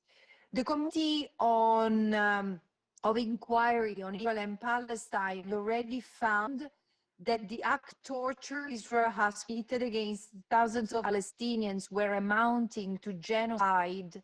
Article 2.2, meaning intentional infliction of severe bodily or mental harm, but also the creation of conditions of life calculated to destroy, like the amputation, like the orphaning of 20, 30,000 children who have been left without parents, or without, some of them without any survived family members. So what my report brought to the light is the fact that there are direct lines of complicity, and there are parallel policies that run in jail and outside jail, and that what Minister of Defense Ben-Gvir is ordering as torture methods against the Palestinians in jail mirrors what the Minister of Finance, Smotrich, is orchestrating for the Palestinians in West Bank, and they are reducing the entire Palestinian population to misery like Gaza. And so the West Bank is where the genocide has expanded, and this constitutes a torturous environment. Francesca, there's been fierce reaction to the work that you've been doing. Israel has called for your removal from your UN position, and the United States has sanctioned you personally. How has this affected you? It affected me badly to be sanctioned by the United States. And look at the paradox of being sanctioned for serving the United Nations, protected by privileges and immunities, and simply for speaking. I've been punished for speaking, for using the First Amendment rights, as recognized also by a judge in the... Yeah, this should also go to show of, like, even though just talking about things is not the complete answer to what is going on, like us organizing, especially when it comes to working for a global strike against what is happening, that this is necessary to be talking about people power and pushing for stopping all of this violence, not just to Palestinians, but people in Sudan, people in the Congo, but all oppressed people who are being affected by climate disasters because of capitalist extraction, that we work towards reparations for people who have been colonized, of giving land back to people who have been colonized, of actually fighting for better material conditions that we are working towards. But it just goes to show how much the ruling class, these genocidal forces that exist, these billionaires, that they really are losing the narrative. And so, like, while they get more and more violent as they lose the narrative and lose people power, because they certainly are, like, that should give us hope that they are losing power, but they become increasingly violent as this happens. But wherever you go in the world, you can see that everyday people understand what is going on for the most part. So I'm going to drop this mutual aid fund in the chat. This goes towards Palestinian families, the Danun Mutual Aid, and I mean, it really is, it's devastating that they are refusing to let in humanitarian entities as well. And like, that is also part of this genocidal ethnic cleansing project. It's not an accident that is happening. It is not about conducting things in a humane way, because this whole project is anti-human to begin with. So I know that, like, just donating does not, once again, like, change the circumstances, but like, it can provide relief and help to people. So if you are able, I know that donations are greatly appreciated. in the United But, I mean, I always do this, start it and then stop. Sorry about that. But it takes a lot of diversity of tactics to actually make these powers bend and to address them head on. And it has to be addressed in a holistic manner, because if we are trying to say like just this one thing is what will fix things, I mean, I do think a strike, especially these chokehold points with strikes for like weapons manufacturers and such, that would be a great effect. But once again, why people in these industries are so disempowered is because of how much power they have as a collective. I got a mutual aid request from a friend today. She needs money to pay bills. She's jobless. She's disabled. Her and her family living paycheck to paycheck. Yeah, if you want to submit that in the chat, Boonso, feel free to. Thanks for that information. Sending strength and solidarity to them. Also, we have an ad break starting in about 5 seconds, just as a heads up.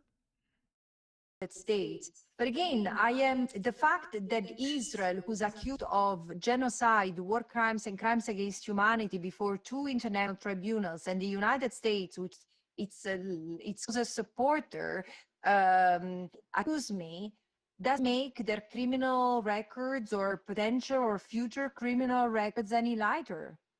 Francesca, we are going to have to leave it there. Thanks so much for being with us. Thank you for having me.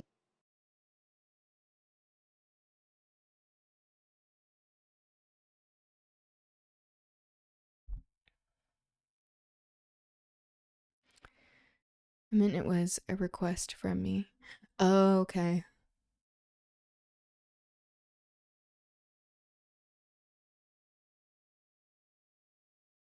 Oh, okay. Yeah, I mean, if she's not comfortable with like you sharing the information, then like I get that, but also, yeah, we have that mutual aid section in the Discord for a reason. If you are interested in joining the Discord, there is a form to fill out. This is for preventing ne'er-do-wells from being in the Discord. So be sure, if you're interested in joining, to include like how you heard about the Discord, include your username in that section as well, just so I know and can recognize who you are. But we do have a mutual aid channel in the Discord. Thank you, Boonso. Yeah, this is how it's like so many of us are suffering under the circumstances of like this cannot be separated from everything else that is going on, and how we save ourselves, that it is through mutual aid and organizing, especially the more local we can get, the more that we can establish trusted networks of people, that we can share resources. That's also something that we do on the Discord. So like if you have any ideas for sharing resources as well, like for food security and housing and for clean water, that like all of that is welcome. Okay. Oh, I was going to say how Francesca Albanese, how she has been sanctioned by the US just for doing her job. Like that's literally what her job is to report on what is going on. And how she has shown so much bravery and heroism throughout all of this, but she also understands that like what she is going through is not comparable to what Palestinians are experiencing with everything that is going on. But it also highlights the importance of having these conversations of the ruling class, these capitalists, people who are very afraid of our individuality, of us realizing that we have human worth, that we especially if we are not buying into their bullshit systems of human hierarchies, that it means that we recognize that they are not better than us, that they should be afraid of us in our collective, especially when we realize that we matter, that our lives matter, and that we are willing to, based off of our shared empathy for one another and shared humanity, that we are willing to actually organize around it, that should inspire fear in their hearts.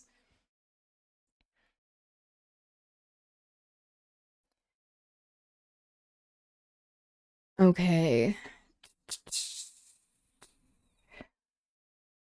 I'm thinking about what I want to show next.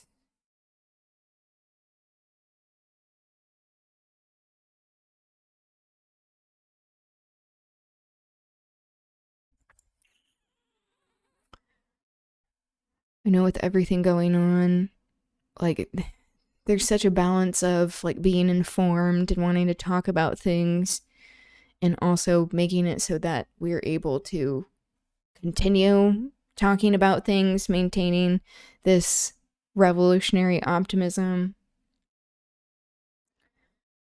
I did want to talk about this, or show this video on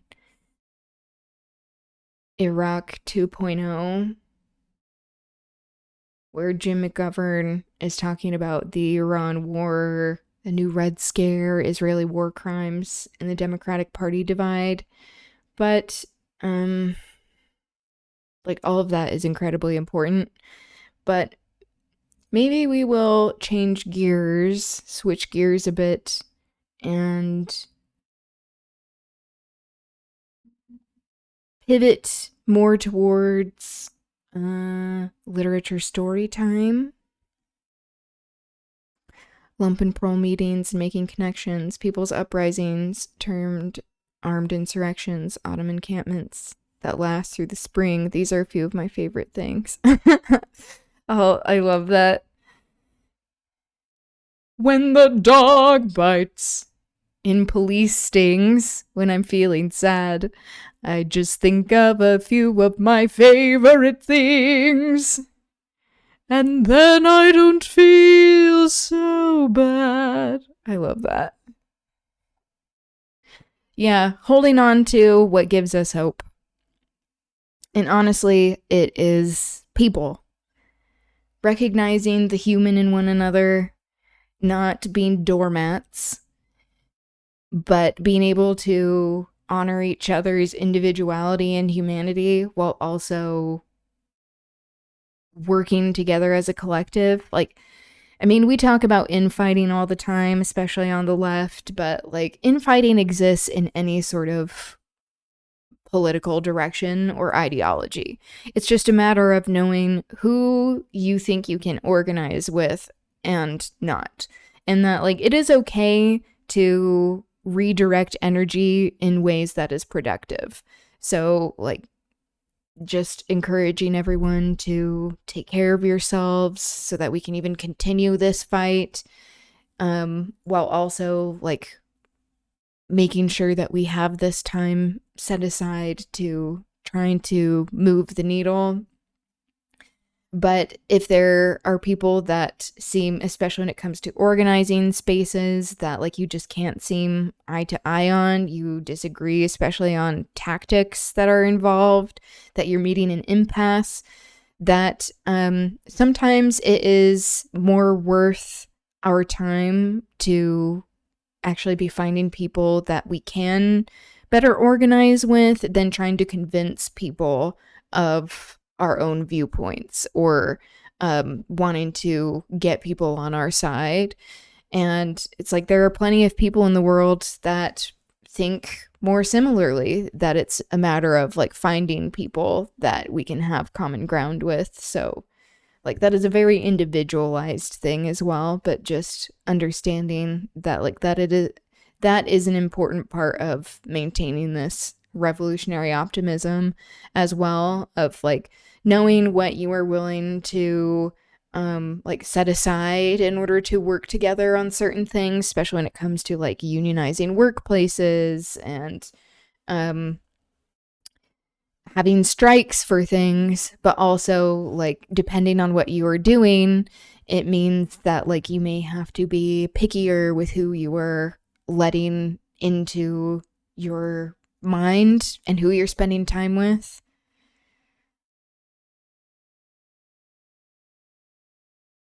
Yeah, exactly. It's like, yeah, understanding which kinds of people we're able to actually have more collective action with. It depends on the tactics, but also how we are going about things. I think there is this very common misconception of like, respectability politics, that whatever type of resistance we are engaging in, it must be state sanctioned, like going through all these avenues that are approved by these systems, when in reality that is a form of having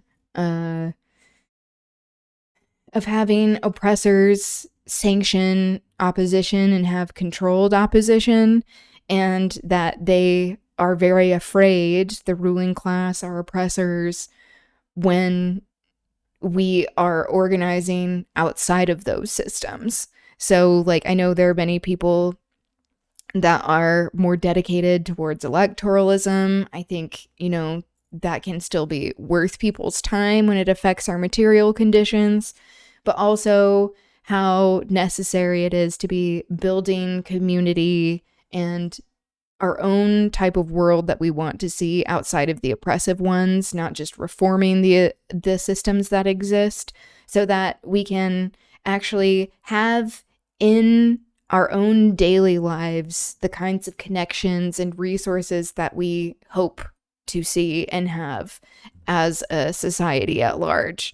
That is a very radical thing to do, is to actually be engaging, especially when it comes to a local level of supporting one another. I don't know if what I said even made sense. There we go. Okay. So we have been talking about the history of Scotland as we are getting into Macbeth. We're starting Macbeth, so getting into the play itself today. Just making sure that we have more context. This is very important. There is a historical event called the Glencoe Massacre that happened after the time of James the First, which King James, he is King James the First, or the Sixth, because he was the sixth of Scotland, the first of England, because he was trying to have a combined nation state, and how he engaged in all of this fear-mongering when it comes to witches and religion in order to maintain dominance and impose viewpoints. So, make tons of sense. Oh, thanks, Water. Thanks for being here. It's good seeing you. How are you doing? Everyone, go follow Androgynous Water, fellow streamer, baby. Oh, that's nice to say. I feel the same about you. I feel the same about this community. People who are actually invested in wanting to create a better world. That, I think, is like what keeps me going. I think keeps many of us going, at least, is understanding that we aren't alone, and that there really are a lot of us that want the world to change. And like, even though it's cheesy, I think it's real, of like being the change that we hope to see in the world, like the way that we interact with human beings, and how that is a very radical and revolutionary thing to be doing.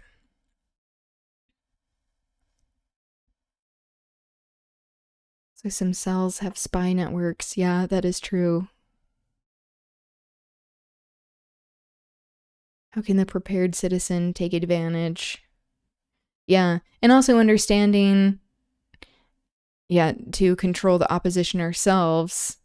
Yeah, of like taking advantage of these fractures that exist. I think that's a great way to be strategizing. Solidarity is very needed and real. Appreciate you providing space for it. Oh, and same to you. That, I have more of maybe not as much of like a soft place for people to land that I think you have, which I think is so necessary, of like the balance of, like learning about things, but also making sure that like we have time to decompress and humanize ourselves while still being informed. I think you do a great job of that. Okay, so as we're talking about what is happening currently, it's a continuation of colonization. This is something that King James the First or Sixth, that he was deeply invested in. That this situation, I guess it's not a situation, this historical event, the Massacre of Glencoe, happened after King James. It happened under the rule of King James II, but it was a continuation of this colonization and ethnic cleansing project in Scotland, and how we see it with King James I, how a lot of the time religion, and with colonizers in general, religion is used to justify political violence or to justify political ends, and how it's not just about like, oh, we should all have the freedom of religion to believe what we want, that it is used to have no separation of church and state and then impose dominance on groups of people, especially indigenous groups of people that could not possibly be consenting to this kind of violence. So we will be talking about the King James Bible, because it was under King James I, who Shakespeare was appealing to in writing Macbeth, that he used this new version of the Bible to be very political and justify his own rule, the divine rule of kings, but his own politics, and how religion, like quite literally demonizing people, these witch hunts that King James was embarking on, that it was deeply religious and political to keep his power and to, like I said, demonize other people, that it is quite literally a way to disempower and erase indigenous culture and tradition, especially anything that is falling under a matriarchal system. So I have been listening to this podcast called The Witches of Scotland, and they talk about the witch trials that largely started with King James I, that he was obsessed with demonology. He wrote a book on demonology. And how Shakespeare was appealing to this aspect of his obsession with witches by writing Macbeth, and how the witches are portrayed as like this uncontrollable force that politics can't possibly affect them, which is not true. It's very sexist, but also like it goes to show that like Shakespeare was not completely invested in appealing to King James, but that there is still this like haunting aspect of the witches having this power outside of political systems and not being able to be controlled, that would have instilled some fear in King James's heart, which maybe that wasn't a good thing at the time, just like fueling his fear. But we cannot separate these colonizing, patriarchal, white supremacist systems that are intending to erase other cultures to justify their political ends as a way to have resource extraction and political dominance. I think I just like repeated myself a million times, but there you go. If you can infiltrate fascist groups. Yeah, and especially understanding as well of like people who are more willing to be taken into these groups, that there is a lot of power there.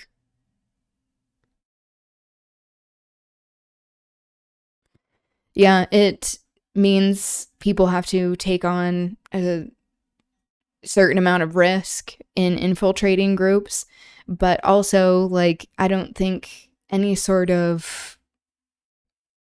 revolutionary movement that is for humanizing people, that there is not risk involved, especially when there are people who are put at risk every single day just by virtue of existing as they are under these oppressive systems. As a heads up, we do have an ad in 20 seconds.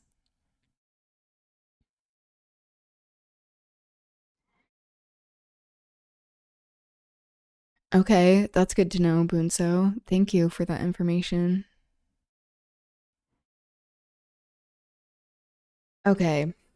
Shall we learn about the Glencoe massacre? I mean, it is sobering, but also it highlights, let me adjust my chain scarf. It also highlights the tactics that many people engage in, these empires, colonizers, of not engaging in good faith. And so why to constantly be abiding by what is viewed as acceptable forms of resistance, that in and of itself is a way to defang our power because they are not engaging in good faith. So we need to hold our power where we actually have it, because we are so disempowered in many ways.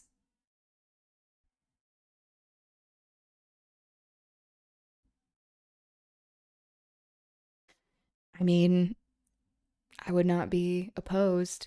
Yeah, the fact that you're even calling out, like, sending in, like, a white dude. Yeah, I think that's useful information. Okay, so once again, this happened after James the First. It happened under James the Second, but it's a continuation of the colonizing of Scotland. Okay. This is Glencoe, a glen of exquisite beauty, and yet... Oh no. Oh, the stream froze. Hopefully that can get back online for you.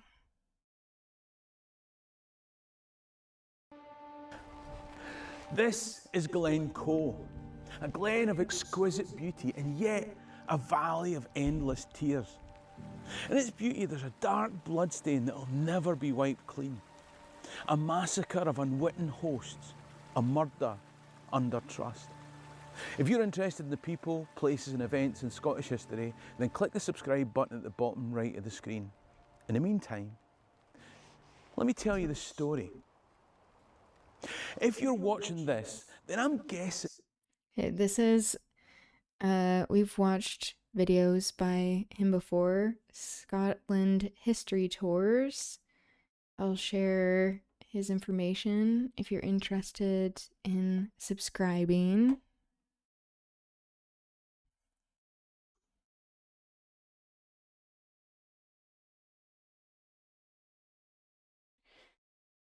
Yeah, so this is, trigger warning, this is talking about very heavy things, especially like very violent tactics by colonizers, but how this is a pattern of behavior. This is not isolated in the tactics that have happened of like this kind of thing existed before this particular situation, and it is continuing now, of like what the IDF does, what ICE does, of people disguising themselves or pretending that they're entering a situation in good faith and using it as a way to be violent, that this is why we have to be framing it as colonizer tactics. This also, this instance was inspiration for the Red Wedding in Game of Thrones, if you are familiar with that. I mean, Game of Thrones has plenty of issues itself, but I think that was an instance of being like, yeah, this happens in real history. Honestly, we don't have to... The real horror, like creating horror genres or like action genres and stuff of people feeling like they have to like make up all of these like wild scenarios, you don't really have to do that. The greatest horror is like human history, honestly. Which I'm laughing, but like that's a coping thing. Like it really is that way, and that is what George R.R. Martin, the writer of the Game of Thrones books, what are they called? A Song of Ice and Fire, I think is the name of the series, which he hasn't finished, but that he pulled things from human history.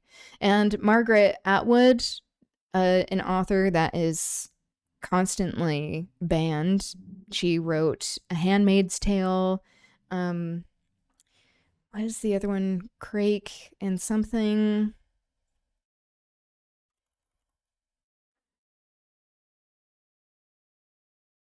I'm trying to write Crake and it keeps bringing up Cracker Barrel. But she gets a lot of inspiration from human history. And Oryx and Crake, that's what it is.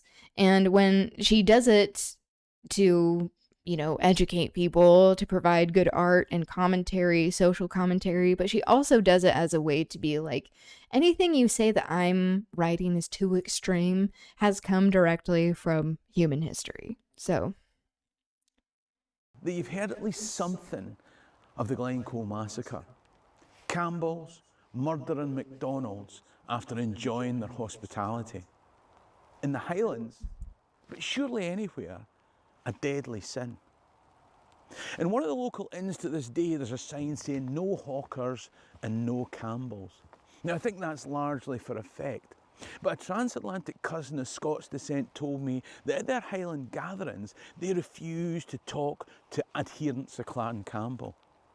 In fact, that 300-year-old atrocity is so abhorrent, so unforgivable, that to this day, they won't even eat Campbell's soup. Is that really the way to think about it? In the first 2 weeks of February 1692, a group of soldiers under Robert Campbell of Glenlyon had been billeted here with the MacDonalds of Glencoe. When the troops arrived, MacDonalds were suspicious. But Campbell presented papers requiring quarters to be given in lieu of taxes. And since Alistair MacIan, the chief of the Glencoe MacDonalds, had signed a submission to King William's authority only a month before, he could hardly refuse. The culture of Highland hospitality would have made refusal difficult anyway. Soldiers and their clansmen hosts shared buildings like this reconstruction at the National Trust for Scotland's Visitor Centre in Glencoe. And as the days passed, they lived, hunted, ate, drank, gambled and exchanged stories and songs. Barriers slowly came down. Then on the 12th of February 1692, orders came down. Ultimately, those orders had come from London. The MacDonalds of Glencoe were to be wiped out entirely, slaughtered like the animals that they were. In truth, the orders came earlier than this, but they'd passed through a lot of hands to get there. And before So he's meaning like how they are perceived, that they were perceived as animals by the colonizers, these Scottish locals, these Scottish Highlanders. Passed them on, Colonel John Hall, governor of the garrison at Fort William, questioned the orders. Alistair MacIan had come to the fort to sign his submission to King William before the deadline date of the 31st of December. Hall had reluctantly told him that he had to head through howling Hogmanay snow to sign in the Campbell town of Inverary. Bad weather, detention by government troops, and a sheriff who was on holiday then vacillated as to what to do meant that the signature wasn't actually taken until the 6th of January. Medieval A European month later, states. some larger clans still haven't signed, and Colonel Hill has given both verbal and signed indemnities and assurances of protection. Yeah, exactly. It's like, oh, are we surprised by the complicity and the reluctance to be speaking out about what's happening now? Because, how about we take a look at history? Is there any guilt there? There's complicity, still being invested in these genocidal projects. To McKeon and some of the MacDonald clansmen. Why carry out an inhuman act of terrorism against them? In truth, he knew. To instill terror in those other clans was exactly the purpose. The MacDonalds of Glengarry had castle walls to overcome. Much easier here. But what was Hill to do? An elderly gentleman. The common colonizer tactic is to be pitting locals, indigenous people, the people who are being targeted against one another, and using that as a way to fracture opposition, and especially with pretending to be on the side of one of these parties and then betraying all of them. So that is common as a tactic. This has not just happened here to the people of Scotland, it happened in Ireland, it's happened anywhere that there has been colonization. With 2 spinster daughters and still waiting for money that the government owed him. He was in no position to resign. Plus, the authorities suspected over long that Hill had treated these Highlanders with too much humanity. So they placed under him the ruthless, ambitious Deputy Governor, James Hamilton, with whom they could deal directly. Under him, they sent Major Robert Duncanson, leading half of the regiment of Argylls. They could be relied on. Eventually, Hill passed the orders on to Hamilton. He'd positioned troops at Inverlochy, whilst Major Duncanson had his at Ballachulish. Each of these forces would cut off one end of the glen and set Captain Robert Campbell of Glenlyon to do his work inside. As dusk fell, Hamilton forwarded order to Duncanson, fall on the MacDonalds at 7 a.m. I'll take my troops over the pass and down the aptly named Devil's Staircase to close the glen from Rannoch. Duncanson forwarded the orders with a message to Campbell of Glenlyon. Only now did Glenlyon find out why he'd been sent. He was to fall on the MacDonalds, not at 7 a.m, but 5 the next morning. Duncanson wanted to get there when it was all over.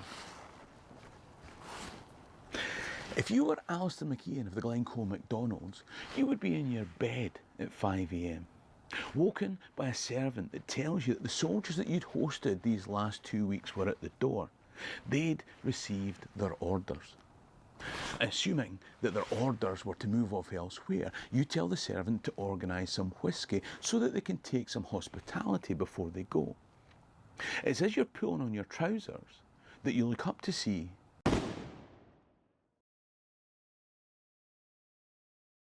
that was the start of the slaughter. Up and down the glen, there are little townships, clusters of houses like these ruins at Triachtan. One such township was Inverrigan, where Campbell of Glenlyon's company and one of his men later reported, I saw 8 persons killed. Yeah, and so much of this history, once again, as part of ethnic cleansing projects, is so buried and erased that even trying to find information that is not from a deeply colonized perspective is difficult to discover in all of these algorithms. It doesn't mean that there aren't creators and educators and people who are trying to preserve this history, but it gets buried in algorithms. It gets, it just is especially when it comes to like actual artifacts, that there is a reason why, like, another colonizing tactic is to destroy any sort of evidence of the crime, evidence that there is another narrative that exists elsewhere. The show Outlander, I actually was kind of surprised at how it pulled in quite a few like historical events. That doesn't mean that like everything is depicted historically accurate, but more than many things that have tried to portray that time period. So I was kind of surprised by that. I was gonna say something else. Anyway. Several houses. Anywhere cool to go for a vacation near Greece. And women flying to the hills to save their lives. MacDonald of Inverriggen and his 8 men of his household were carried beyond the door, still bound hand and foot. They were thrown upon the dunghill, and there Glenlyon shot Inverriggen. One by one, the others were also killed. A slow, methodical slaughter with musket and bayonet. A soldier who rifled through Inverriggen's coat brought his captain a paper that he'd found, and Glenlyon called for a torch so that it might be read. It was a letter from Colonel John Hill. Wait, sorry, Fendi. Are you looking for a place to go for a vacation? Giving the MacDonald protection I'm probably and misunderstanding. assuring him that he and his family, his land and his stock were free from molestation. Now Glenlyon stood between his soldiers and the final victim, and he said, "Hold." As the soldiers stared, Captain Thomas Drummond arrived and demanded of the waiting soldiers, "Why is he still alive? What are our orders? Kill him." When no one moved, Drummond raised his pistol and shot the young man through the head. A young boy ran out in the darkness, and as he clawed at Glenlyon's legs, crying that he would go anywhere with the Campbell if his life was just spared, Glenlyon could say nothing, and the boy was shot in Captain Drummond's order. As captain of Grenadiers, Drummond's orders were followed. It just sounds better if it was a Campbell. What they don't say is that the troops weren't all Campbells. Privates in the muster rolls included Campbell, McCallum, McDermott, McKissick, McKellar, McIver, McGure and McNichol. Lowland NCOs had been brought in from the regular army to stiffen up the raw Argyll conscripts. Men like John Kilpatrick, Walter Purdy, John Lindsay, Robert Barber, John Lundy, Walter Bruss and Robert Jackson. And of course, Major Duncanson, who led them, was from Stirlingshire. That's a lot of folk to ignore at your clan gathering. Neither were the clansmen of Glencoe all MacDonalds. I met up with archaeologist Derek Alexander at the remains of one of the massacre sites, the township of Achtrichten. It was the work of Derek and his team that had given us the information for building this turf house. And as we chatted, we discussed how the townships in this glen would have contained Rankins, McCalls, McPhails and Hendersons that we're going to come back to. But a clash of clans between Campbells and MacDonalds is so much simpler, more Hollywood. Of course, there would have been MacDonalds in these houses who'd carried out raids in Campbell lands. And there would have been Campbells amongst the troops who still bore a grudge. But the Campbells themselves stole from neighbours. Here, they were just useful tools of state. Robert Campbell of Glenlyon wasn't chosen to captain the murder squad by accident. Notorious as a drinker, gambler and debtor, he'd had to sell his own lands to the Duke of Atholl to cover debts. He'd been taken under wardship of Campbell of Breadalbin in Argyll to stop him racking up more debt. His lack of reliability is probably why he was never informed of the plan until the night before the morning's massacre.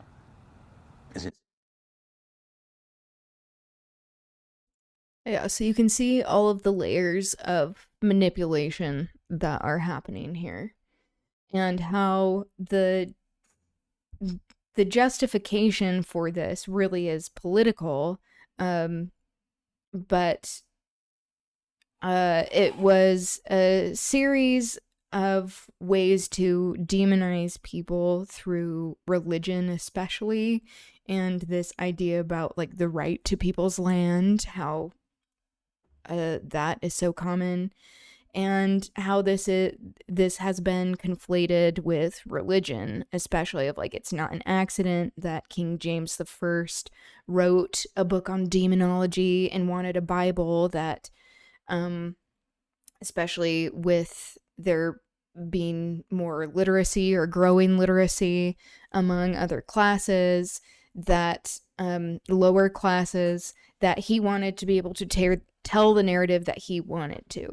So the dehumanization that was done by saying like, oh, people are quote unquote heathen or quote unquote savages, how often these are words that are used to justify colonization in general, which is why religious fervor and missionary work, this usually precedes most types of colonization as a way to get a foothold in a place, and also to create a sense of the other and say like, oh, we're going out here because we want to save souls, but that also cannot be separated from the political movements and also the divine right of kings, Zionism in general. So like this is all related. We have an ad starting. Sorry, I should have warned earlier. To what you were saying, Fendi, does anyone know what the politics of Malta are? Oh, also, I don't know if you're a subscriber, Fendi, so maybe I should wait until the ad is over. Whoops. This was why they were orders that he couldn't afford to ignore. And just in case, when his instructions came, they included the words, "See that this be put in execution without feud or favour, else you may be expected to be dealt with as one not true to the king." This massacre was ordered by the king. This massacre happened because these clansmen had been slow to submit to that king. In 1688, William of Orange had landed in the south of England and he'd taken over from James VII and II. They called it the Glorious Revolution because there was no bloodshed in England. There followed 60 years of blood and conflict in Scotland, and the bloodshed in Ireland has barely stopped to this day. I love how he is describing this.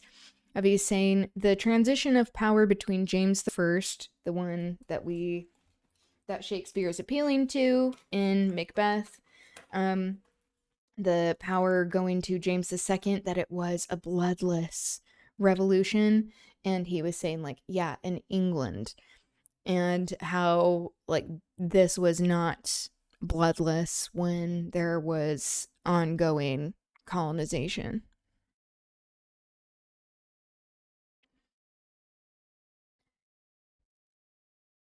Fuck William of Orange. Fuck any high-class politician with orange. Yeah, true. Fendi, sorry, I didn't know if you were, I like started talking right as the ad was going. So that's my bad. Yeah, I think like what you're saying, Starbard, Bunso. I also brought up Malta. I don't really know anything about Malta, so I'll be the first to admit that. Or like what their politics are. I'm gonna look into that too.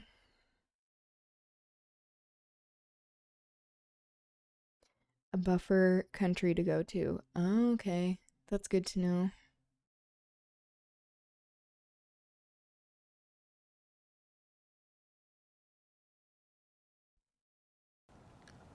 It's a dilemma, isn't it? What do you do when a new king overthrows the old one to whom you've pledged allegiance?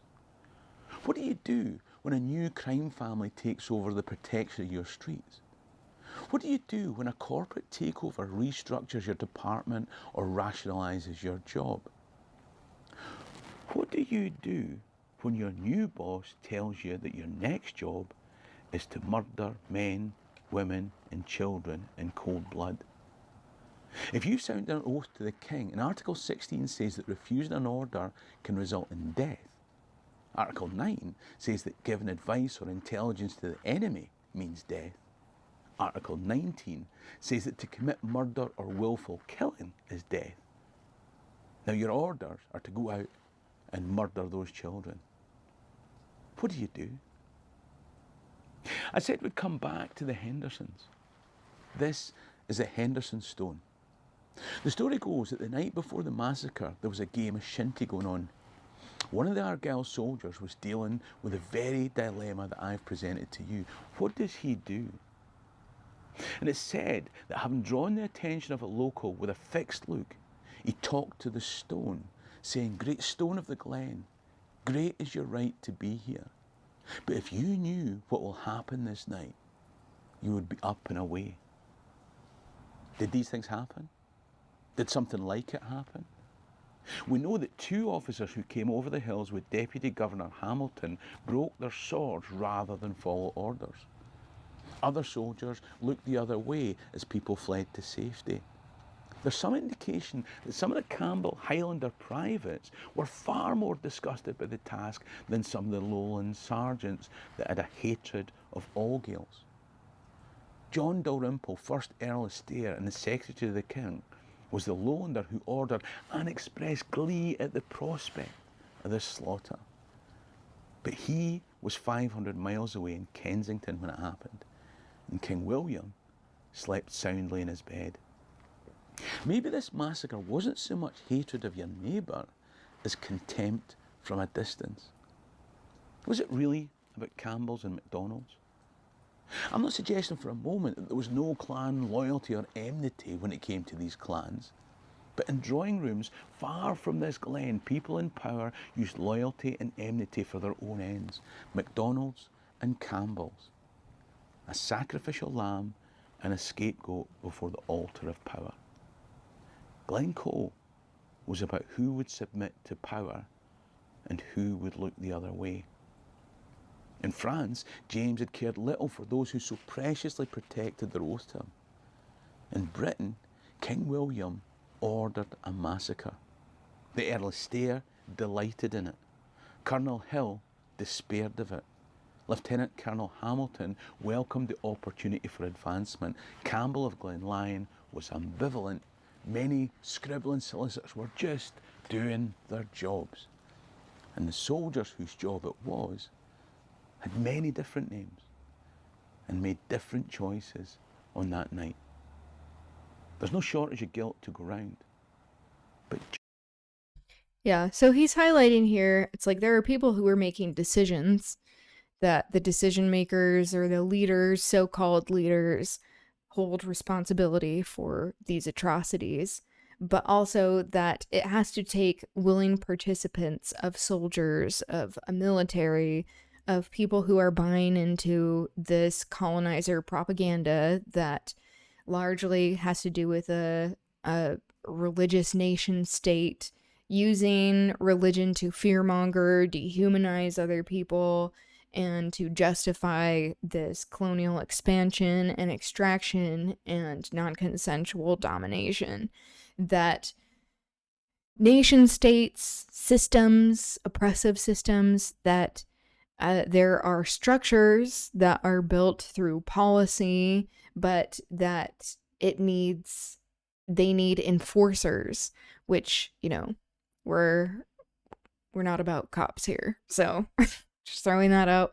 But it needs willing participants to enforce these systems, that they are often some of the most propagandized in order to believe this and want to justify violence in the name of these systems, but also the everyday people of these systems that are also oppressed. Maybe they are not currently undergoing colonization, but like the people of England were still being oppressed, like the common people, the everyday people, were not nearly as well off as what the ruling classes were, and were still subject to all of this back and forth between the religious fighting and infighting that was going on between the rulers, and that changing throughout time, of all of this heresy and people being burned at the stake, and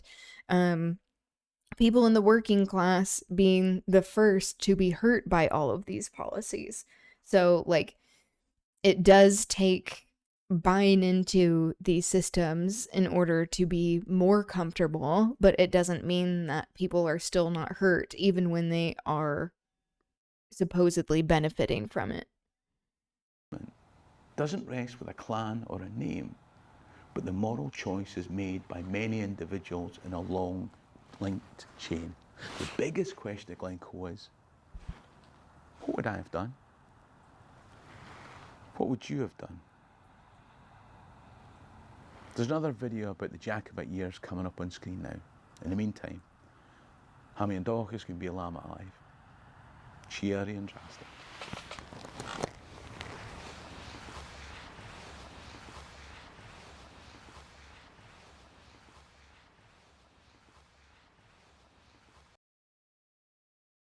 So at the end there, he's having a call to action of saying, like, essentially calling out, like, we all are individuals and have choices.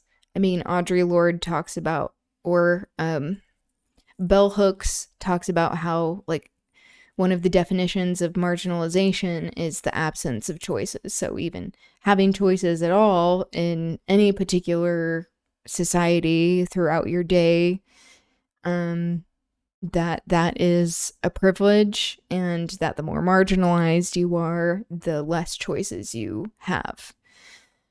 But that we do have control over our minds and how we view other human beings and how we treat other human beings, and that this is something that we need to be taking responsibility of, and that when we are just going throughout our lives, depending on how we're treating people, we are either acting in favor of these oppressive systems or we are resisting them.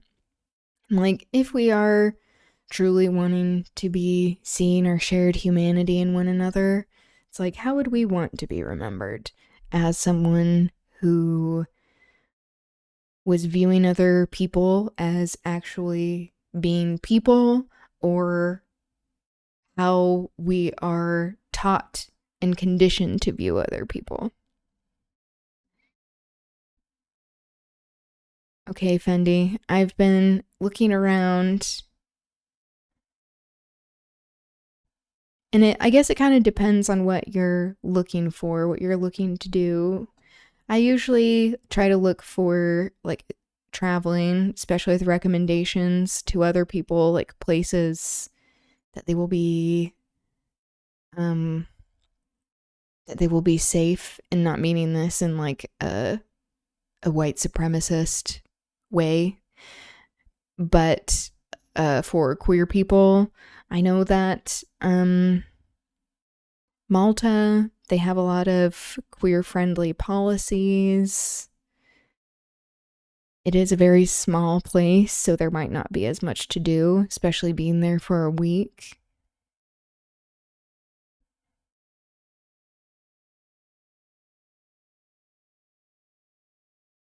I've been to Istanbul in Turkey. That's the only place I've been.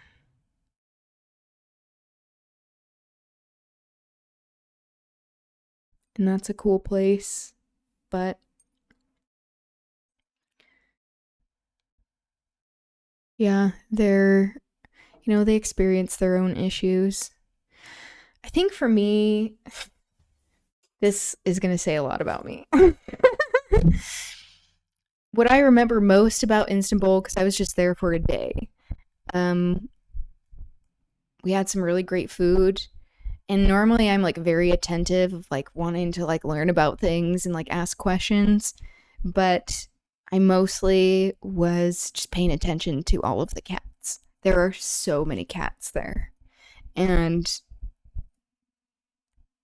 I loved that. They're very friendly too, very used to people. Yeah, I mean, every place experiences its own issues, you know? So it's kind of depending on like what you're looking for. For me, when I travel, I try to like look for places where I'll be like the likelihood of experiencing a hate crime is lessened, you know, as like a non-binary queer person. But also I love nightlife. So like places to go to, like bars and shows to go to. That's something that I look forward.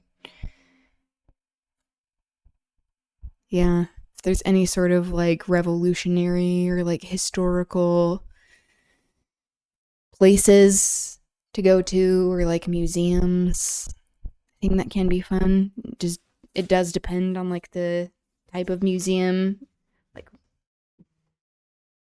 they can also be a way to present a colonized history.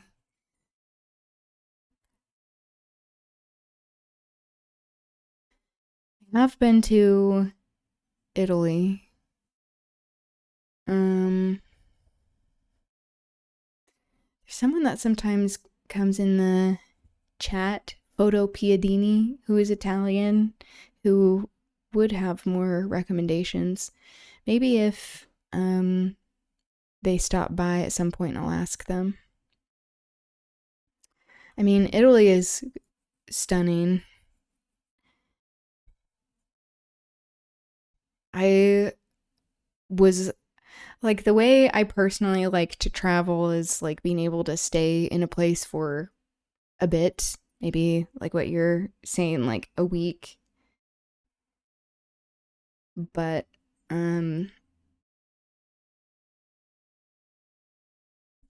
this was like a tour type thing where we were there for like a day, like in Rome for a day and then like Florence for a day. And of course that was stunning. There are places in Italy, like it can be pretty homophobic at times. So just calling that out. I mean, many places are, let's be honest. But I was with my family. This is when I was younger. So like if I'd like as an adult, my preferred way, like wherever I'm going, is to like have some places to go to, like a few events, a few food places that I look up beforehand, and then also just kind of explore. Never left my nation before. Yeah, I mean, being able to travel is a privilege.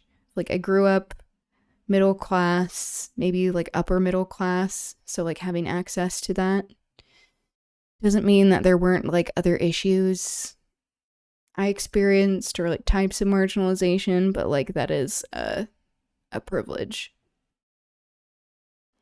Or also like the types of traveling we would do as a family that I would be like, it'd be like a lot of the like very touristy things, which also tourism can be a form of colonization too. But I mean, yeah, Italy is gorgeous. Istanbul, I mean, there's so much history there too, of like going and like learning about things. I love that. I know Albania has been in more upheaval of recent.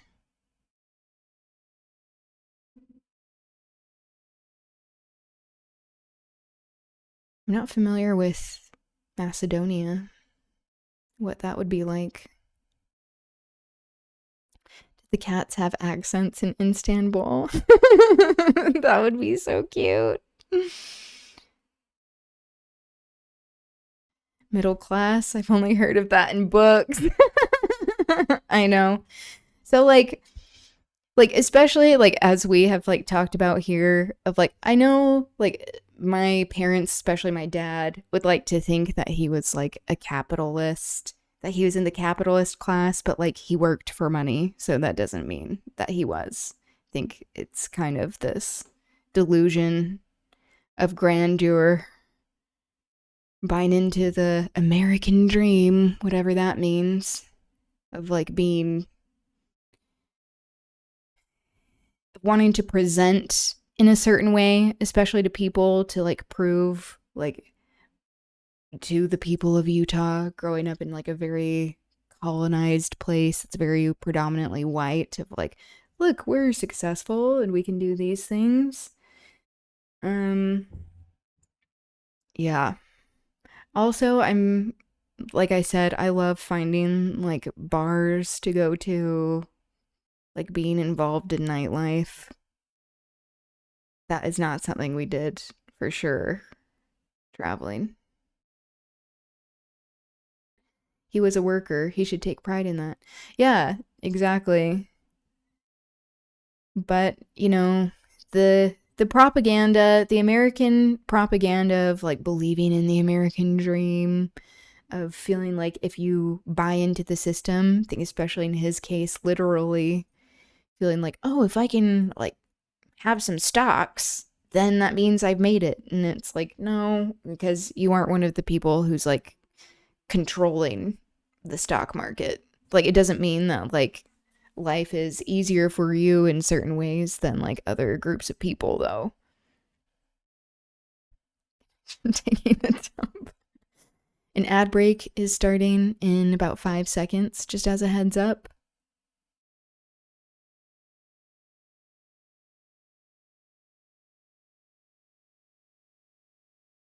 Yeah, I guess it just kind of goes into personal taste.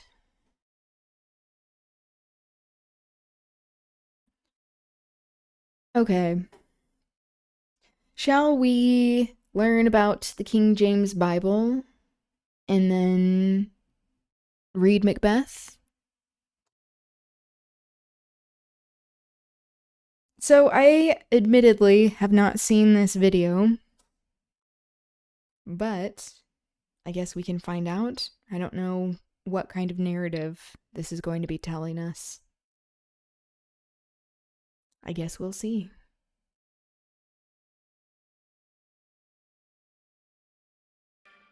Back in 1603, Queen Elizabeth I passed away. She had ruled England for 45 years, was well loved, and provided a sense of stability and security during her reign. Described as neither a good Protestant nor yet resolute papist, she was able to provide a relatively happy medium between the two warring sects. Having no children of her own, though, the throne was open to King James VI of Scotland, who became King James I of England upon her death. England had been at war with Scotland on and off over the years. James's own mother Mary had been Okay, this is already a pretty colonized perspective.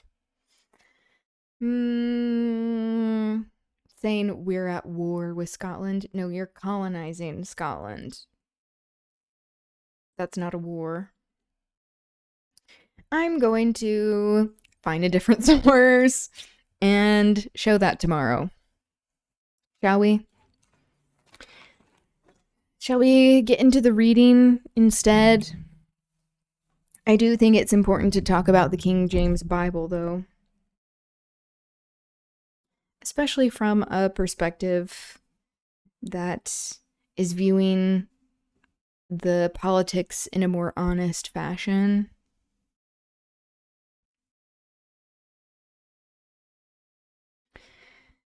Okay, so we are starting Macbeth. We finished the introduction. I broke it up into 3 parts. If you're interested in learning more about that, I do have a playlist called Literature Storytime on the YouTube where I upload VODs and clips of things, and also, whoa, knocking things around over here. And also upload cuts of Literature Storytime. So that goes for anything that I read. I upload it there. I can provide a link.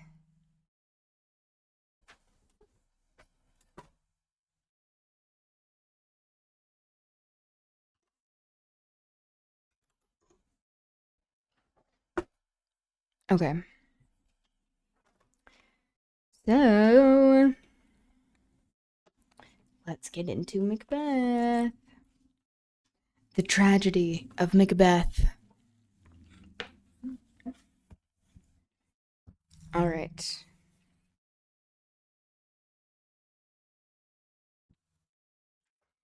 This is Act 1, Scene 1. It starts off with the witches.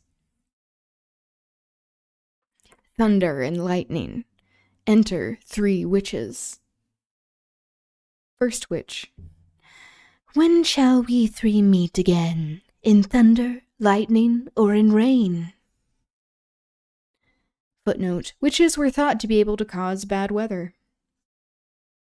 Second witch. When the hurly-burly's done, when the battle's lost and won.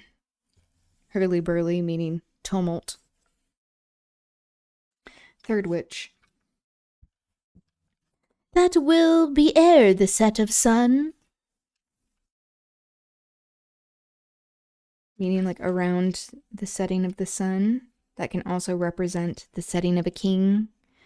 The sun being symbolic for kings. Where the place? Upon the heath. Third witch. There to meet with Macbeth. First witch. I come, Grimalkin. Second witch. Paddock calls. Third witch. Anon. Okay, so we have a footnote. Paddock, a toad, and Grimalkin, a grey cat, are the witch's familiars or attendant evil spirits. I call Juniper, my little grey cat. I have 2 cats. I call her my familiar. All. Fair is foul, and foul is fair. Hover through the fog and filthy air. Exunt, meaning they exit. I think I mixed up their voices. I was trying to make them distinct, but we'll see if I remember.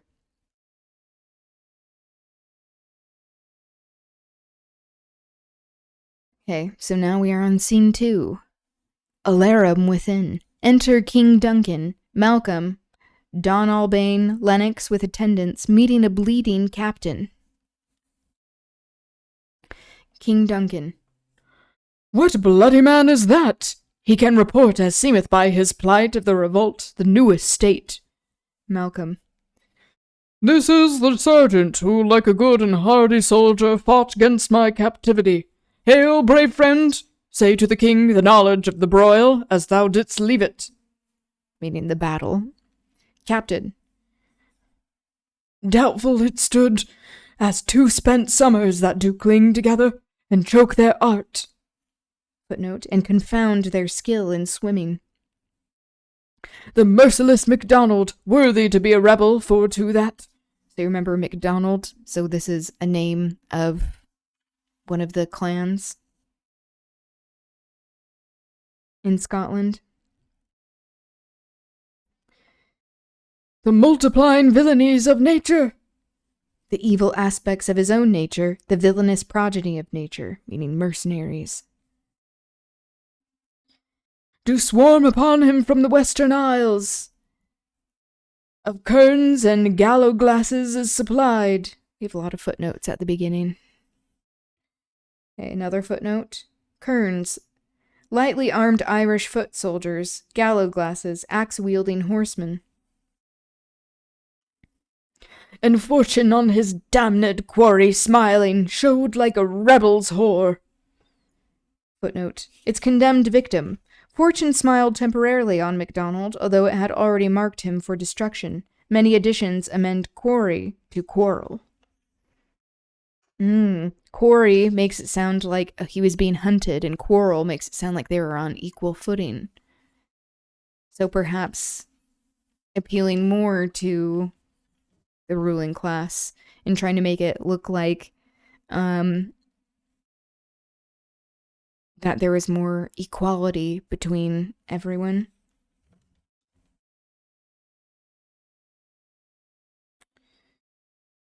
Because I believe King Duncan, is he part of a clan? I need to look this up.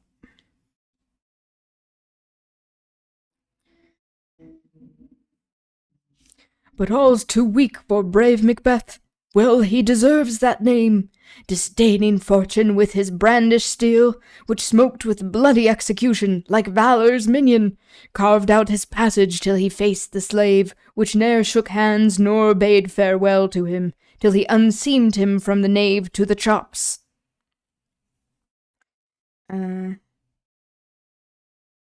Footnote, ripped him open from the navel to the jaw, as one would rip open the seam of a garment. And fixed his head upon our battlements. King Duncan. O valiant cousin, worthy gentleman. Captain. As whence the sun gins his reflection, shipwrecking storms and direful thunders break.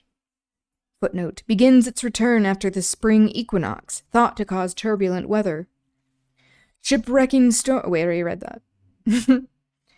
So from that spring whence comfort seemed to come, discomfort swells. Mark, King of Scotland, mark! No sooner justice had with valor armed compelled these skipping kerns to trust their heels, but the Norwegian lord, surveying vantage, with furbished arms and new supplies of men, began a fresh assault. King Duncan. Dismayed not this by our captains, Macbeth and Banquo? Captain. Yes, as sparrows, eagles, or the hare, the lion. If I say sooth, I must report they were as cannons overcharged with double cracks. Footnote, overloaded with double charges of gunpowder. So they doubly redoubled strokes upon the foe, except they meant to bathe in reeking wounds, or memorize another Golgotha. I cannot tell, but I am faint. My gashes cry for help. Footnote, or make the battlefield as memorable as Golgotha, the place of skulls where Jesus was crucified. So we are seeing the appeal to Christianity here.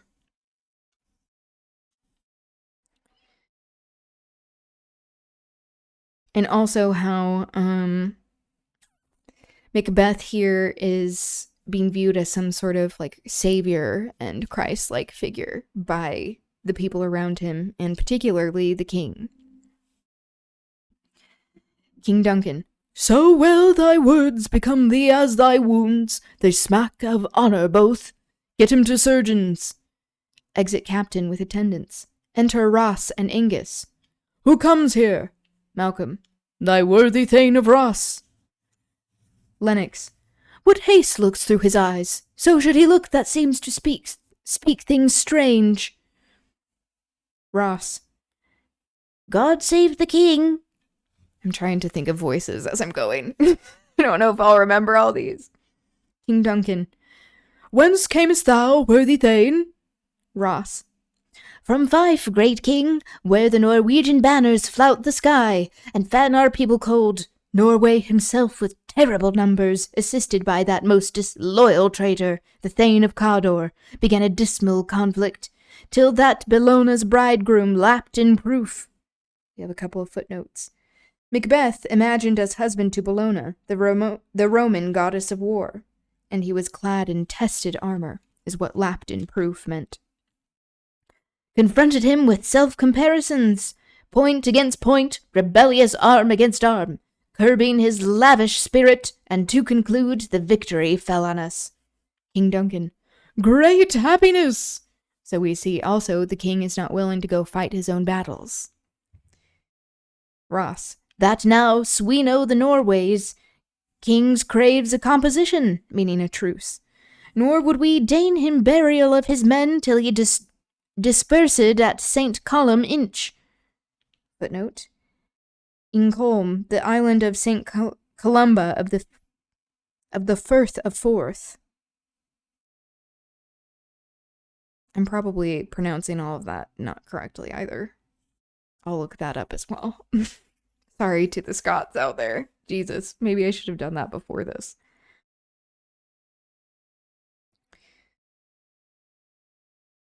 $10,000 to our general use. Footnote: German and Spanish coins, first minted in the 16th century, 500 years after the events of the play. King Duncan: No more that Thane of Cawdor shall deceive our bosom interest. Go pronounce his death, and go pronounce his present death, and with his former title greet Macbeth. Ross: I'll see it done. King Duncan: What he hath lost, noble Macbeth has won.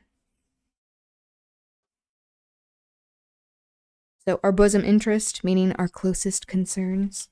So he is viewing Macbeth as the hero of the day. Okay, that is the end of scene 2. I'm probably going to end there, but I did want to see real quick. At least I'll end there with reading. But I did want to see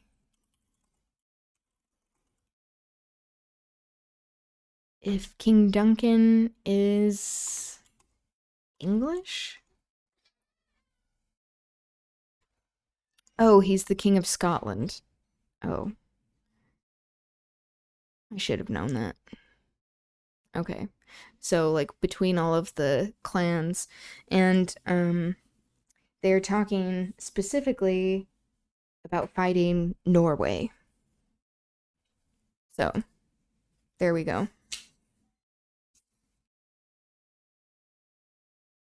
All right.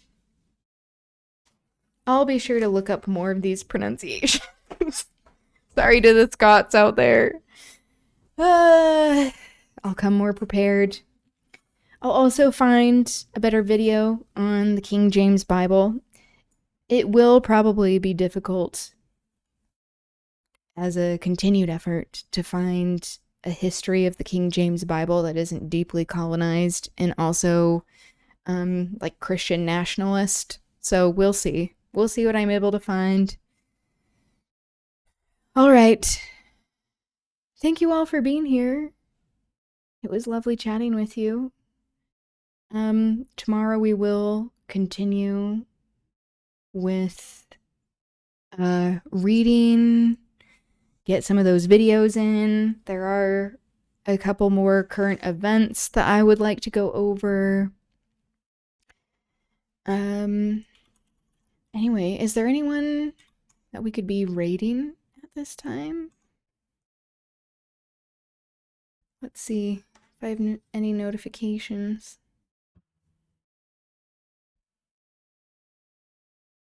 Any recommendations?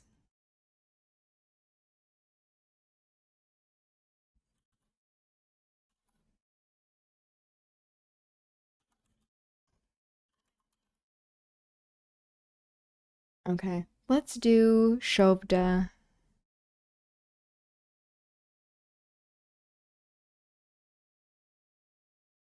Oh. Nap Shovdathon. I'm only sleeping. She's taking a nap. I'm not sure what's going on.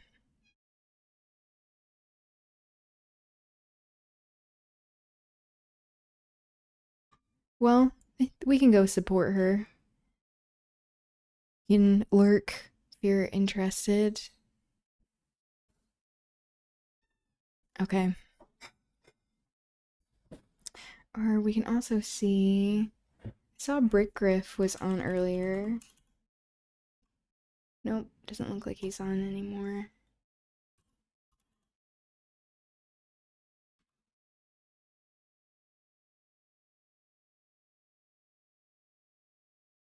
I don't think Fumalina is on either. Anyway, this will be a relaxing place to land, hopefully. Alright, thank you all for being here. It was lovely being with you. Have a good rest of your day, evening.